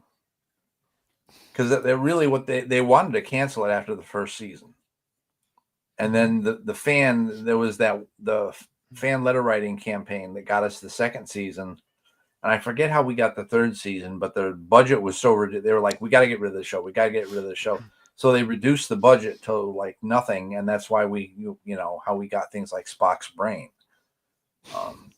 in the third season. Why they wanted to get rid of it is beyond me. They only had like 1 or 2 affiliates that were complaining about like the Kirk Uhura kiss or something like that. It wasn't like a big deal. All right. That was the first biracial kiss. Yeah. Which wasn't really a kiss because they didn't really kiss. They faked it. Wait. Oh, because he turns her in, right, or whatever. Like wait, really? Do their lips not? He turns her around and gets his lips really close to hers. But their lips don't touch? Not really, no. Man. I thought they really kissed. Well, Gene Roddenberry and Nichelle Nichols were really kissing. But yeah, well, maybe that's why. Maybe that's why Roddenberry was like, all right, hey, Shatner, just get close. Don't actually do it. Yeah. I wouldn't mind back then kissing Nichelle Nichols. I would not have either. Man, I'm trying to think because I remember shows that are like, oh, I can't wait to see what happens next season. I remember having that feeling of like, I wonder if it was just Star Trek: The Next Generation where I felt that way. I mean, that's the one that first comes to my mind for sure. Did X-Files do it? I watched a lot of X-Files, but I don't remember them doing like a. I mean, they did it in like during the Arrowverse stuff had cliffhanger, mid-season stuff at least. Maybe not end of season, but mid-season. I mean, Arrowverse was another one I was thinking about. I always look forward to new Arrow shows. Yeah. By the way, Carrie says reboot Heroes. Pretend the second season was a fever dream and never happened. It's the third season, I think, isn't it? Third season of Heroes. The second season is the one. Well, people started complaining, though. I like that season. Okay. Give me the final season of Legends of Tomorrow. Okay, that's in the Arrowverse. The Crodius, could redo DS9 and make it good. It's already perfect. So, you don't need to do that. But we want to know what shows were you not? I know you were not excited to see DS9. What shows were you excited to see come back in the fall? Carrie also says, to this day, no one knows what the she cells were for. No. I wonder if the writers ever actually knew what the she cells or just came up with that as a funny. We're talking about Demolition Man, by the way. I'm sure they're just like, I mean, it's a joke. I think that was just a. Yeah, let's just a throwaway say joke. something weird here. It's great though. We're still talking about it, man. 30 plus years later. As a person who's only seen half the movie, yes, we still continue to talk about it. Necrodius, talking about my book, no special edition bound in leather with pages of vellum and gold and silver ink. No, but I did just decide I think I'm going to do a hardcover version because Amazon allows that now. So I think I will put up a hardcover as well. That'll be out a little bit later. And then Necrodius, you can use it to bonk people over the head if they talk about DS9 and you don't like it. All right, let's see. What Francis, we still don't have your answer, right? Yeah, I mean, because there was a lot of TV I watched when it was a thing, but I didn't even. I was thinking like The Shield, but I didn't. Oh, 24 was the show that I loved. Think of that. Oh, I love 24 was. Oh man, 24. I mean, was amazing. That's true. I mean, it wasn't a cliffhanger because it ended, but you're right. I definitely super look forward to a new one every season. Yeah. And also, you knew you were getting 24 episodes of that show. But 24 episodes that like, I felt like there weren't really filler episodes in 24 because everything just kept going. So like, that's what I liked about it was because each one was a real hour of time. Yeah. So it was just like hectic and intense. And it was like, oh my God, you were just so I was so into that show. My one issue was that every season had a mole, and I hated that. Every season had a mole in CTU. Wait, you mean Cindy Crawford guest starred? Yes. Her beauty mark was there, just standing in the corner, just watching CTU. Wait, hang on. Was there really a mole every single season? Yeah, there was. Except for the first. I think first was there. No, first. No, there was a first. There was the first was his love interest or whatever, right? Tina something or whatever. Yeah. And then every season there was like someone was a mole. Yeah, I hated it. But then Chloe came in, and then everything was better again because I really like Chloe's character. She was season from the 2 or 3. No, she was in the first season. Really? I thought they just made her role more important. No, she just came in that season 2. I want to say she came in the second or third season. Yeah, she was in the first. Damn, Chloe. Because that's when they kidnapped his family. Kidnapped his daughter, and they kidnapped his wife. 24. I will say they never really knew what to do with his daughter. She was really just getting kidnapped a lot, I feel like. She has like some recurring roles in later seasons, but yeah, she's kind of pointless. That's fine. We just wanted to see Jack Bauer. Yeah, we just wanted Jack to yell at everyone. But like The Shield, I waited every season, but that one was another one where I'm like, I just rented the season because you used to be able to rent seasons on iTunes. So you got this, it would download when the episode came out. So for like $60 a year, you could buy a whole season of a TV show. And it would download. Oh, you're right. DVDs used to be expensive. Yeah. You know what? Necrodius, you're not going to like this. Again, this is before streaming. The only show I have every season of is DS9. And they are really nicely packaged. Mm-hmm. And also, I will say, at that time, I felt those DVDs looked better than other shows I had. Like they really mastered it really well. But it's crazy. I remember buying them for Best Buy. And when they came out, they were a little over $100 for a season. Mm-hmm. And I paid it because DS9 was like, it still is, but at that point, particularly, my favorite thing ever. So, but nowadays I'm like, holy shit, that's crazy. Because nowadays, obviously, you can get seasons not that expensive. No, and you can stream most shows. Right. So I can stream. I can get DS9 on Pluto, but I can also stream it on Paramount Plus or whatever else, right? If I want to. Yeah. So the cost of. But I was like, holy fuck! And over time, but I bought all 7 seasons. I think maybe one of them I got for $85 or something, but they were all expensive. Yeah, seasons now. I noticed. Yeah, unless it's like a hard to find show like Law and Order, for instance, which is a show I still want the complete series of, but they won't ever stream it or sell it. Like I can't find it anywhere. It's still being made, I guess. Yeah. But but yeah, Fringe was another show I really liked. Waiting for every fall season. Like it didn't last very long, only 5 seasons, but still it was good 5 seasons. But yeah. Necrodius says Voyager, of course, and all the sitcoms back in the day, especially the 90s sitcoms. You have all 10 seasons of Friends. Like, it's really. Oh, you lost him in a move. Oh, that sucks.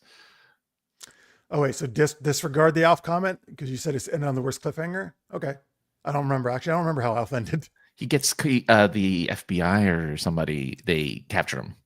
Oh, that's terrible. Actually, I don't like that. Yeah. Poor Alf. Yeah. Oh, Necrodius had 10 seasons of Friends, all 10, but he lost them in a move. That sucks. Yeah, I think. Yeah. Yes, you can use my hardcover book as a melee weapon if you'd like. You know what's cool about the DS9 DVDs though? Besides the regular menu, if you moved your cursor around, you could go to different parts of the station, and it would be a secret bonus material if you clicked on it. That's cool. I like that. So I actually wound up making sure I found every single one. That was cool. I love those. That's when they had fun. They putting Easter eggs into DVDs. Yeah. Yeah. And movies did actually director commentaries and stuff, or sometimes the actors commentary. Nah, not anymore.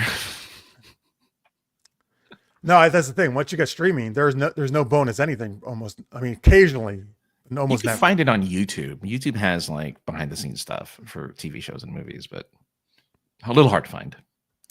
Okay, they did an Alf TV movie afterwards, and he had a happy ending, I guess. Oh, good. Excuse me for a sec, guys. Mm-hmm. Okay, sure.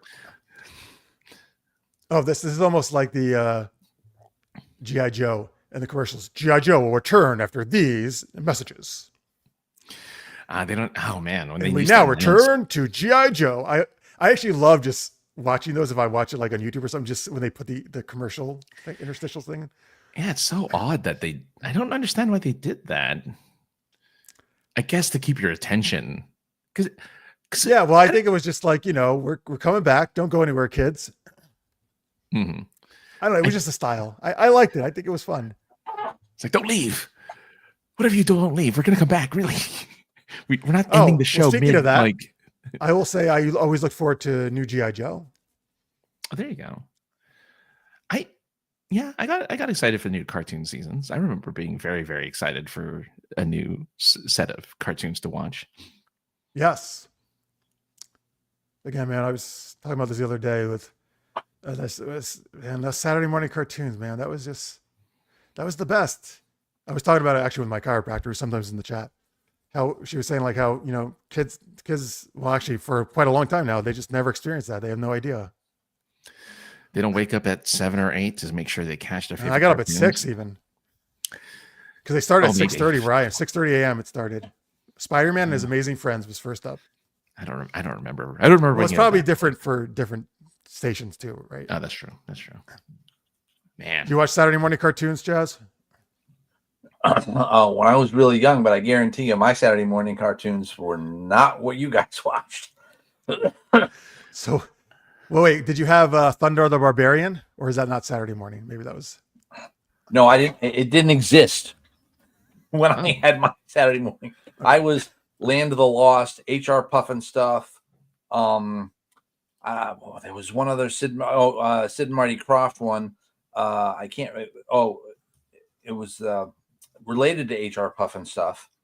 Then there was the Bananas one that they, perverted and made into a horror film just a few years ago. Bananas? Yeah, it was called Bananas, and it was like it was guys in suits playing some sort of a rock band, and the whole thing was very sort of like stream of consciousness and very random. And then a few years ago, when the copyright expired on it, somebody got a hold of it and turned it into a horror film in similar vein to the Pooh, Blood and Honey films and those things. Oh, everybody wants to turn everything all those into horror. I hate it because it sells. Yeah, there it is. Necrodius, Sigmund and the Sea Monster. Bingo. That's it. That's the one. All right, Necrodius is a fan.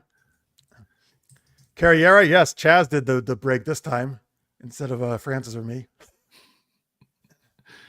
Wow, man, that hair! Oh my goodness. Hattsville, Necrodius says. Do you know Hattsville? Me? No. All right.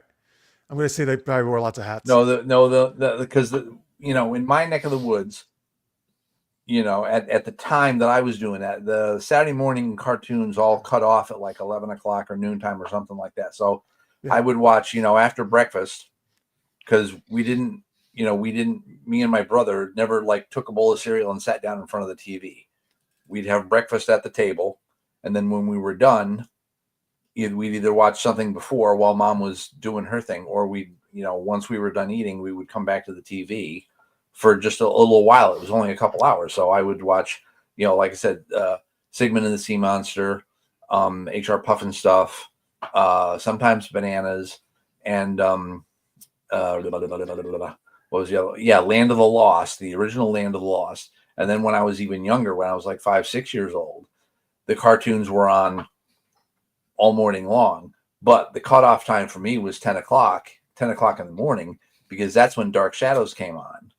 Ooh. And that's when my grandmother would come over and turn the TV off. I remember I actually got to watch like the first 2 or 3 minutes of one, and I was like, I really shouldn't be watching this. And then she showed up and turned it off. But that way back then, that was they had the Marvel lineup, of the Avengers. Then they had the Mighty Thor, Herculoids, Johnny Quest, and even before that, they had the Fractured Fairy Tales and Underdog and Roger Ramjet, George of the Jungle, that stuff. Those were the old cartoons, Sonny, and don't you forget it.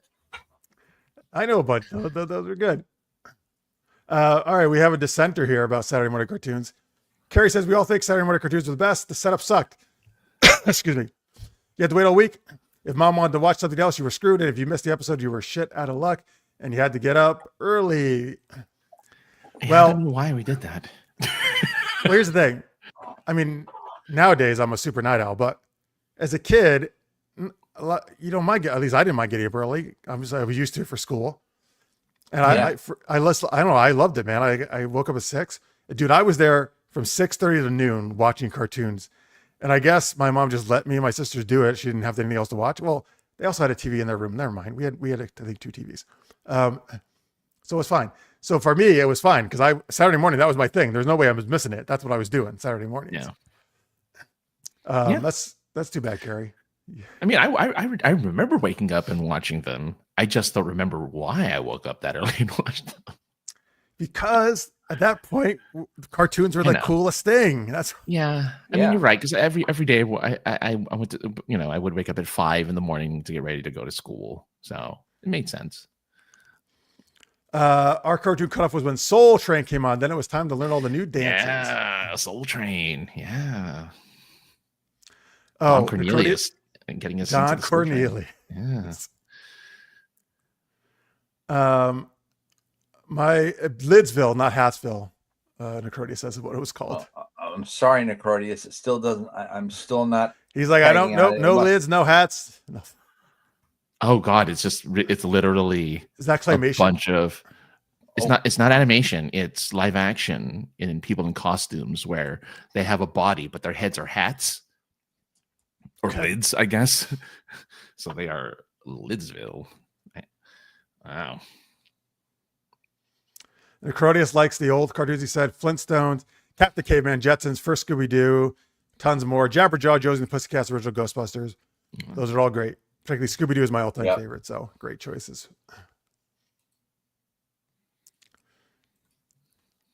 Yeah, man. See, cartoons are great. Yeah. They didn't do it on Sunday. Sundays had all the crap cartoons. I didn't think there were any cartoons on Sundays. It was like, I feel like it was all like religious programming in the morning. No, they had so I remember waking up on Sundays and so my nights were filled with Golden Girls and Empty Nest. And then, because that's what my grandma liked to watch. Good shows. So it was Golden Girls and Empty Nest. And then in the morning, it was Snorkels or the Snorks and like those kind of B, C tier like morning cartoons, but they have it on a Sunday. Smurf Saturday, Snork Sunday. Yeah. So it's like, oh, okay. But I remember them. I remember them vividly. What are kids doing on Saturday morning now? Either sleeping or just on their phones, I guess. Yeah. Are you kidding me? They're up at like 2 a.m. Oh, they're still up. You mean they haven't gone Yeah. to bed yet? They're up. They're up at 2 a.m. playing Call of Duty and yelling at adults. Dude, that's the weirdest thing I feel when, and it happened to me once playing Fortnite with my nephew, where this like 11-year-old kid starts yelling like a fucking adult or something. Mm-hmm. I'm just like, who the fuck is this kid? And why would any parent allow this kid to talk this way? I mean, probably doesn't talk that way to the parent necessarily, but maybe he does. It's considered accepted because they go to school. No, if I walked in and heard my kid talking like that, I'd be like, that's it. No more Fortnite for you. No more Call of Duty. You're done. But I'm sure that's how they talk to each other at school. And so they're like, they transfer it over to gaming. Yes, I don't know. That's weird. Because when I was young, I didn't talk like that. Just kids at school. Well, when I got older in high school, obviously we swore at each other and stuff and blah blah blah. But oh man, and all the kids around me in elementary school talk like that. I was one of the few people that didn't talk like that. Yeah. What kind of weird school is this? It was just, I don't know, it was just how it was. Yeah. Well, there's all delinquents. I went to school with a bunch of delinquents. So I don't know. It's weird. I feel like it's not really getting to be a kid. no. All right. Anyway, I know it sounds weird, folks. I'm a big gamer, but I actually I do also have problems with some of the gaming industry nowadays. Back in the day, it was just like having Mario jumping around. You played by yourself. Yeah. Most games I still do play by myself. Oh, there you go. I'm a big single player game guy. Let's see. Let them play games, but only ET for Atari. Is that the famous one that got landfill? Yeah. I went to one. There's hundreds of them in landfill. I've played it. I have it. I own it. Good for you, Necrotis. I'm glad you enjoy it. Carrie was never old enough to curse around my parents. Still not. Same. Well, yeah, I don't. And my mother hates cursing, so I try not to swear around her. I don't know. It's just so bizarre to me. Like when I just can't imagine that. Like when I was 10, I wasn't dropping F-bombs. Like what? Oh yeah. I never heard the word until I was like in my teens, and I was at a family picnic. I'll never forget the first time I heard this word. I was at a family picnic, and a lot of the adult males had a few beers in them, and all of a sudden my grandfather says this word, this really almost like a dog bark came out of his mouth with a lot of anger, and I was like, what was that? And then everybody started screaming at him because all of us kids were there. Yeah. And I was like, what was that sound that just came out of my grandfather's mouth? I had no idea. I had no clue. Did you ask anybody? I don't remember that. I don't remember. I just sort of remembered this weird word came out of his mouth, and then everybody seemed to get very upset, and I didn't understand any of it. And I was like, at least 12 years old when that happened. Well, that's good. That's good that you didn't know what it was. I didn't know for a very long time either. Yeah, I get it. Necrotis says just use Frel and Frack. Well, Frack is from Battlestar. Yeah. Now, Chaz, did they use Frack in the original or just the new Battlestar? No, they use it in the original. What is Frel from? I don't know that one though. That's Star Wars. What? Wait, what? I think Frel is from Star Wars. I've never heard Star Wars. Farscape. I just looked it up. Oh, Farscape. Yeah. Oh. I was like, wow, that's a new Star Wars fact I didn't know. Frel? I don't know. I like Frack better. Frack is good. It's actually hard I've tried before. It's hard to come up with curse words that don't exist, like a fictional curse word that sounds cool for your story. You have to repurpose a word that already exists. Exactly. That's why Frack is just fuck. Yeah. Necrotis confirms Frel is for Farscape. See, they're both like fuck. Yeah, it sounds like a Sesame Street thing. Frel is for Farscape. All right, let's thank our supporters here again. Remember, folks, I got to get the book out first. I'm focusing on that, but then I will be shifting from Patreon to another site here because Patreon rudely took my other page down. But we are still going to thank you awesome supporters who are still supporting us. What is the theme today there, Francis?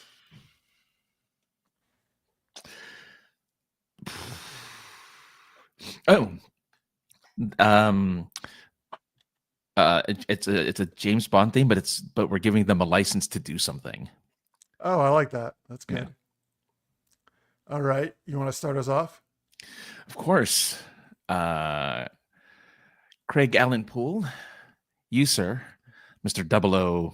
0000, have a license to say really long words with a bunch of consonants in it and pretend it's a real thing.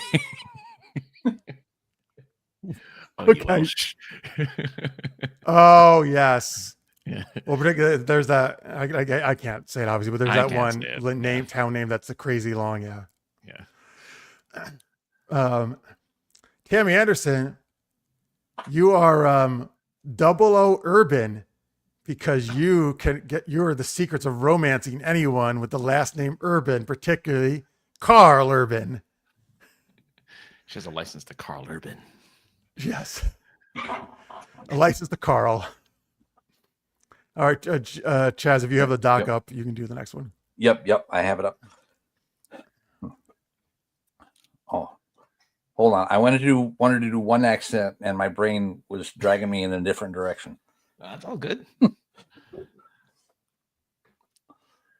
Oh, crap. Okay, I'll fess up. I'm trying to do an English accent, but my brain keeps dragging me towards Russian. I don't understand it. All right, do Russian then. It's because you're in a hurry. Yeah. Ah, God. Mr. Pappas, you are 0033 and a third, and you have the license to be ludicrous. Nice. And license to be Ludacris the rapper, not to be Ludacris the... Do they say that line in the movie 33 and a third? I don't think so. Okay, that'd be great if they did, though. You have the license to be ludicrous. That'd be great. All right, back to Francis. Oh yeah. Hey, look, Michael Gilstrap, you are of course 00 breasts. And you have a license to be pokey. Like poking the breasts? Yeah, no, pokey. Because they poke out of your so you know. His breasts poke out. Yeah, exactly. Great. Hey, I'm talking about a different part of his body. At least I'm not talking about the normal part. It's true. -V, 00V, because you're 00 Vixen, because you get all the Vixen-y ladies, just like James Bond does, but you get even more. Unlike Harry Kim. All right, Chaz. Yes, Mr. Still not working. Yes, Mr. DeLu, you are 0069, and you have a license to drive. Ooh, there you go. Oh, all right. Of course, Delaney Parker, you are 00 yo. Joe. You're 00 yo Joe. 00 yo Joe. And you have a license to wear a bustle and be in a period piece where you get to stand behind and actors and show off your face in magazines. Which is what she does, actually. Which is what she does. She's got the license. Brian H. For the H is 00 ho, because you have a license to pimp out hoes. No, jeez. Now, does Delaney, seriously, because I really don't know anything about her other than she's an author and she comes on your show. Does she really do modeling? Like her background work or modeling? She had modeled for a magazine once when she was younger, but she was in the Gilded Age, which is an HBO. That's a TV show that shoots partly in Troy and Albany, and she was an extra in that. It was on a few weeks ago or a month or so ago. And John, who's the Colony Pitt in the chat, I cooked them up together. She might be in his movie. They're talking about that because he's got a Cool. feature script. So she might be doing more stuff. Yeah, which would be great. All right, there you go. That was everybody. Thank you so much, people, for your support. We appreciate it very much. Thank you, no matter what level you're at. You can also remember do a super chat. That's a little dollar symbol below your chat window. And of course, thank our real hero of the day, Necrodius, who graced us with his presence. Oh yes, thank you, Necrodius. That's wonderful. You have a license to be our hero of the day. Yeah, I need a hero. It's a good song. You have a license to be a sandwich. Oh wait, he has a hero sub. Or Enrique Iglesias, he has a song "Hero." That's good too. Oh God. The Greatest American Hero has the best theme song. I haven't heard the name Enrique Iglesias in a long time. Dude, I really like Enrique Iglesias. He had some good stuff. He hasn't done anything for like the last In a 20 while. years, right? No, well, no, not 20 years. It's a little At least less. 10, I guess. 10, 15, Okay. maybe. Yeah. He was a smoldering He was. But then he lasered the mole off, and then nobody cared after that. Oh, really? See, he should have been He like did. Cindy Crawford. Kept it on. He didn't keep the mole. Yeah, he got rid of it. That's you think the reason for his not doing anything anymore? Downfall. Okay. Interesting philosophy or theory there. Got to keep the mole, man. Got to keep the. It's a signature. When you see it, you know it's him. It's like, I know who that is. Right. I wouldn't know any other way except the mole. It's just like the girl. I can't remember her name. It's Jennifer something, I think, from Dirty Dancing. Jennifer Oh, yeah, Wright. she changed her face. Yeah. Yeah, she got it. Well, Her she didn't nose. change her whole face. She just got a nose job, and after that, Yeah, she looked very different, right? She does. she looked very different and had no career. Yeah. I mean, she did come back for I think the L Word she was in, but there was a long But yeah, right. I think she looked great in Dirty Dancing. I don't think she had to change her. She did other stuff, but like she could have gone places after Dirty Dancing. Oh yeah. And she because she got her nose job, that really took that away from her. There you go, folks. Just be happy with your own nose and your mole and everything else. Yeah. Otherwise, she'll be like Enrique Iglesias. Stop. Oh my God. Stop ragging on Enrique Iglesias. All right. What's our last game, Francis? Well, folks, if you want to help us find some hidden Find the mole. treasure, find the mole. If you want us to find the mole in CTU, this is where the geeky treasure hunt comes in, where you guys will give us an item of curiosity of which we must find. The three of us will go on an adventure to find this sacred artifact or item. In the process, experiencing wicked curses or amazing luck. I mean, it depends on how we want to tell the story, but that's Does that mean we're from Boston? That's a wicked curse. It's not wicked as in like evil. It's just really good. Yeah, it's a wicked curse. But that's where we need your help in giving us this ancient artifact for us to find. It could be anything silly. I think we had a vibrator the last time or something like that. It was some phallic something. Yeah, something phallic the last time, but it doesn't have to be that way. It be something like the Holy Grail, the Spear of Destiny, but like make up something. Yeah. Goofy. Like the wrapper of indecision or the the baseball. The banana of incontinence. Why?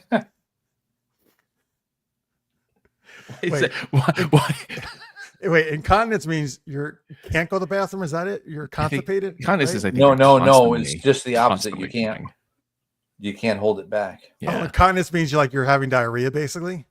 Well, no, it's for liquid substances. Yeah. So you're urinating all the time. You can't stop urinating. Oh. Okay. I'm not sure why banana would make you. But in other words, all that potassium. In other words, all that it says European on your passport. All right. Oh, I haven't heard that joke in a while. It's a pretty good one, though. That's a good one. That's on par with Russian and being in a hurry. Yes. We're bringing back all the jokes from decades ago, folks. Hey, I'm old enough to be a granddad, even though I have no kids. So I should technically, logically be allowed to tell dad jokes. Sure, absolutely. Yeah. So we have Crody the says- aluminum foil crown of the microwave king. I like that. All right, sure. That's what we're searching for. The microwave, which I like. It's the aluminum foil crown of the microwave king because you shouldn't put aluminum foil in the microwave. That's he just wears it on his head. Yeah, that's true. The Crodius, where are we starting our search? Give us a location that we're starting the search, or anybody else in the chat, and then we'll take it away. Maybe we'll come up with a curse when we find it. Who knows? We'll see what happens. Well, we're searching. Three of us are searching for the aluminum foil crown of the microwave king. Not to be confused with the king from Burger King. Who best commercial was him laying in bed with a guy trying to feed him a breakfast sandwich. Yeah. First off, I already find that guy disturbing, the Burger King, and it's even more like when he's feeding people in bed. Oh, the Crodius said granduncle. Cool. Nice. Is that so? You're the brother of a person who has grandchildren? Is that what it is? So yes, his niece or nephew has a kid. Oh. The Beyond section of Bed Bath and Beyond. That's funny because I actually don't know what would be in that section. So that's good. We can make it up. You never know what the Beyond section is. What the Beyond part is. Bed. Are they even well, they closed the one by me, but they're still in existence, right? That store? No, I think they went bankrupt or something. Oh, I think they're online only. Online now? Yeah. Okay. Yeah. Not surprising. All right. Well, let's pretend there's at least still one in existence, and that's where we're going. Maybe that's why we're searching there. It's the last one. Okay. And we're searching for the aluminum foil crown of the microwave king. All right, here we go. We're just going to play ourselves, more or less. Yeah. All right, guys. Listen, we're in Bed Bath & Beyond. I don't understand. Where is the Beyond section? I can't find it. You're not helping me. Say something. Well, I think Francis is frozen, actually. No. I thought you were. You were leaning in, so I thought you were going to say something. You were so absolutely still. I was like, he's frozen, and I'm like, oh no, Francis has gotten into the Beyond section, and he's frozen there. Oh my God, I did not pick the right teammates for this mission. Anyway, I'm stuck in the Beyond. I think the only way to get me out of here is to get the aluminum foil crown of the microwave king. Oh, where can we find that? Well, if it's a crown, that might be like a hat. So I suppose we have to go to the hair care section. Oh, good idea. Look in the shampoos. All right. Wait, Francis, are you stuck there? You can't come with us? Over here. What? I can. You have to carry me. Okay. All right. Let's lift Francis up. All right. All right. All right. Here we go. We're going over the hair care section. All right. We're here. All right. We'll set you down. Thank you. Why are your hands up like that, by the way? Were you frozen? Please. Was a cop pointing a gun at you or something? Or a robber? Before I got stuck, I thought there was a wall in front of me, and so I mimed the wall. Yes, I forgot your famous mime act you were practicing for. Originally, luckily, I didn't get stuck at the part where I was pulling a rope, because that had been weird. Oh yes. Position. Yeah. All right. Yeah, anyway, we wouldn't be able to carry you. We'd have to push you around, and that would the visual is no. Not with my hands in that position. Definitely not. No. Okay. Do you see are there any hats here? Well, we're in the hair care section. They must have like shower caps. So let's start rummaging through the shower caps and see if anything happens to be like really shiny. Okay. Good. And you know what? Let's just start trying them on Francis. The shower cap of a carpenter. Okay. I see where you're going with this. Very good. All right. Well, this is the filthiest looking shower cap I can find. So it looks like it might be 2,000 years old. Here, let me show it on Francis, see what happens. Is that doing anything, Francis? Well, is it from the Microwave King? I don't know. We're testing it. If it is, it'll do something. Well, it's not shiny. No, all right. That was just keep it on though, Francis. You look good. Okay. Yeah. It'll keep your hair dry while we figure everything else out. Wait, Okay, if it's the aluminum foil crown, can we just make a hat out of aluminum foil? Do they have aluminum foil in the store? I know Chaz was talking about carpenters. Well, so I thought maybe. yes, actually, again, because they do the foil. The women do the foil thing with their hair when they do hair color dyes. Yeah. So let's get some of them foil strips, and I know origami, so I can. Oh, great. All right. Yes. Can you make a hat out of that? Yes, I can. Yes. All right. Do that. All right. I'll get this shower cap off Francis. Okay. Yes.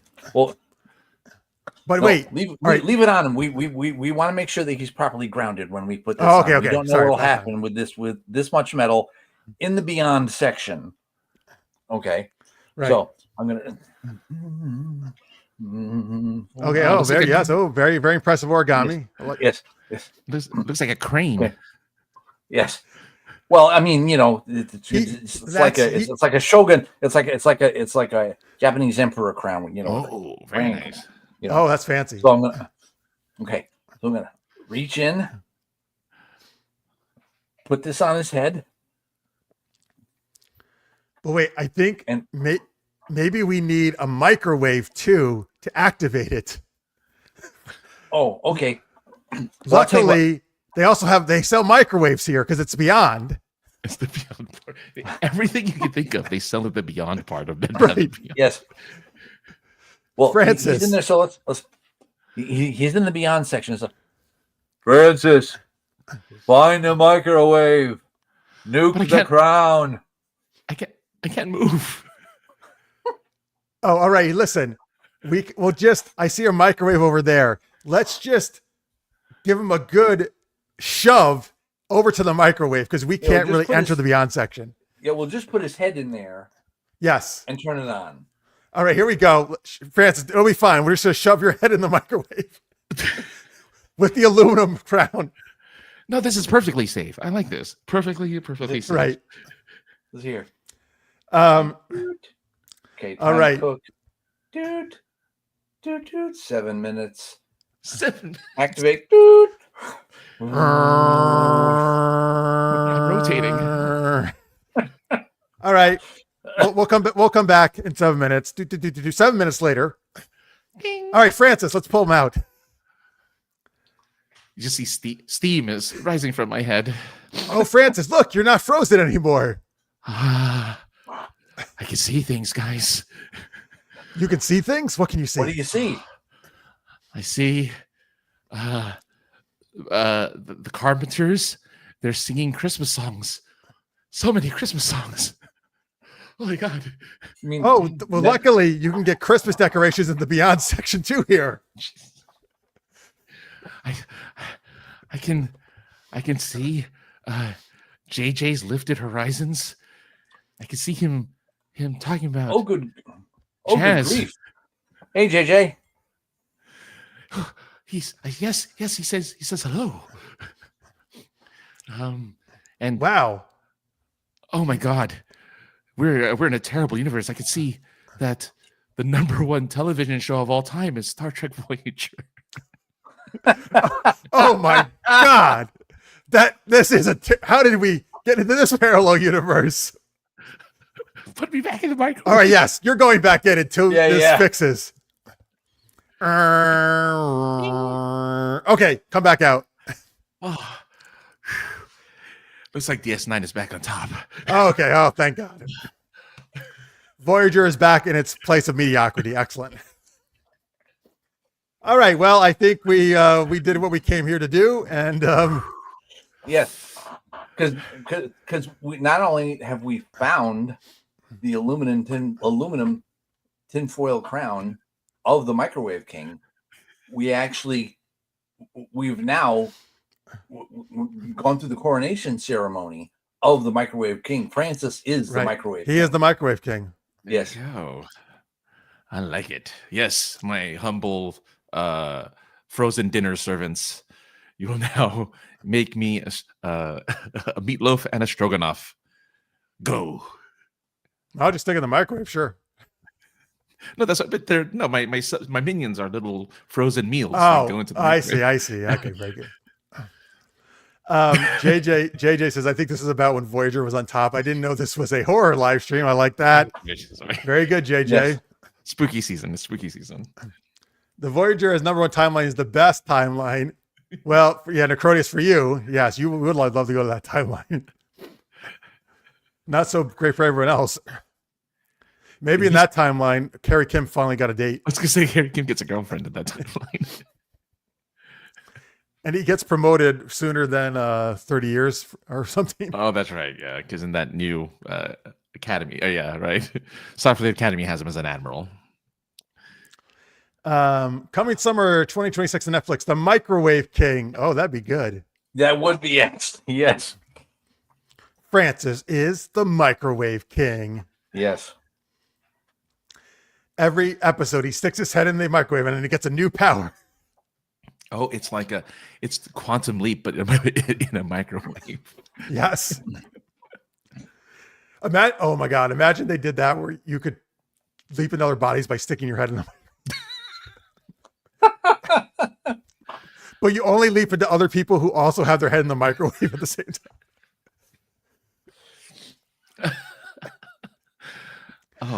Oh man. Okay. There you go. Wow, we had lots of great ideas for shows and Bond stuff today in this episode. What is this? The DS and DS9 stands for This Sucks. Oh boy. All right.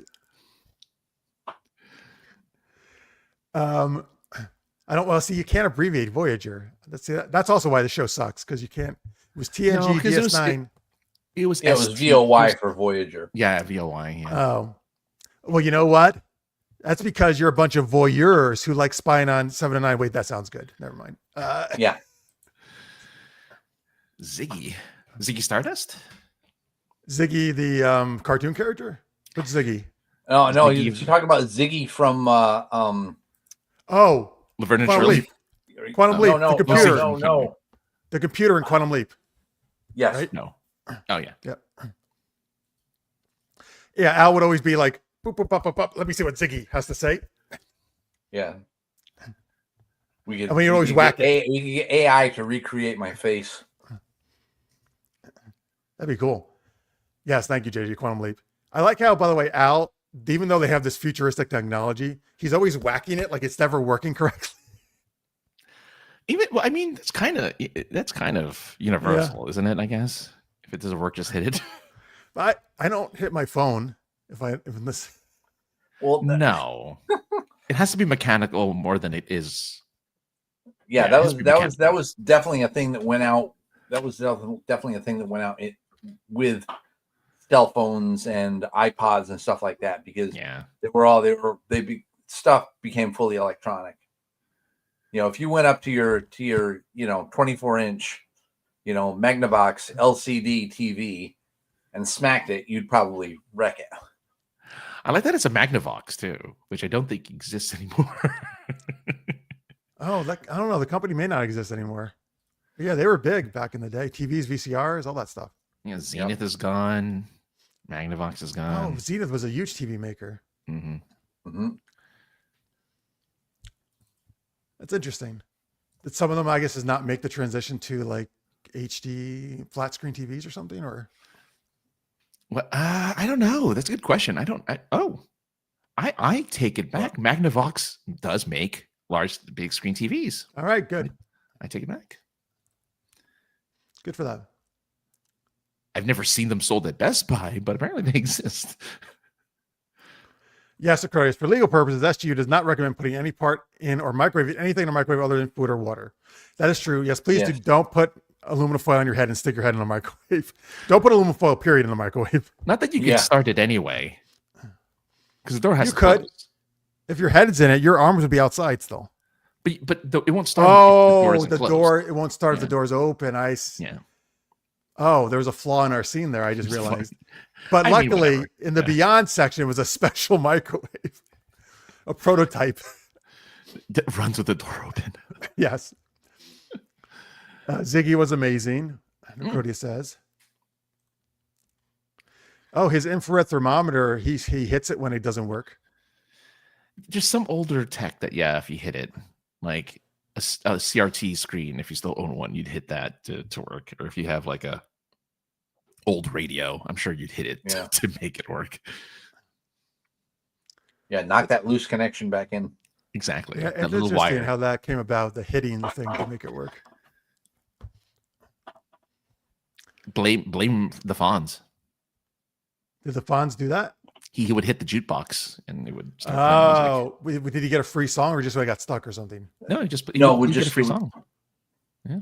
Oh, he knew like the right way to hit it to get a free. Yeah, the jukebox wouldn't work, and so he'd hit it just the right way. And yes, he could get free music out of it. Wait, if you remove the glass in that bottom of the microwave, but you can. Wait a minute, you're saying you can start it with the door open? No, closed. So if the window's gone, you can stick your head through the where the window used to be. Oh, and then the glass, and I see what he's saying. Yeah, don't do that. Don't do that. And then all the stuff would be getting out too, right? All the stuff from the microwave, all the radiation would be hitting you. Yeah. Open radiation. Maybe it'll turn you into a superhero. There you go. Like that's what all the gamma radiation does in Marvel, right? That's true. Or radioactive spiders. My 2006 LCD monitor, Necroti says, goes green or blue at times, and I have to tap it to get it back right. Oh, okay. It's a light hitting. Okay. Yeah.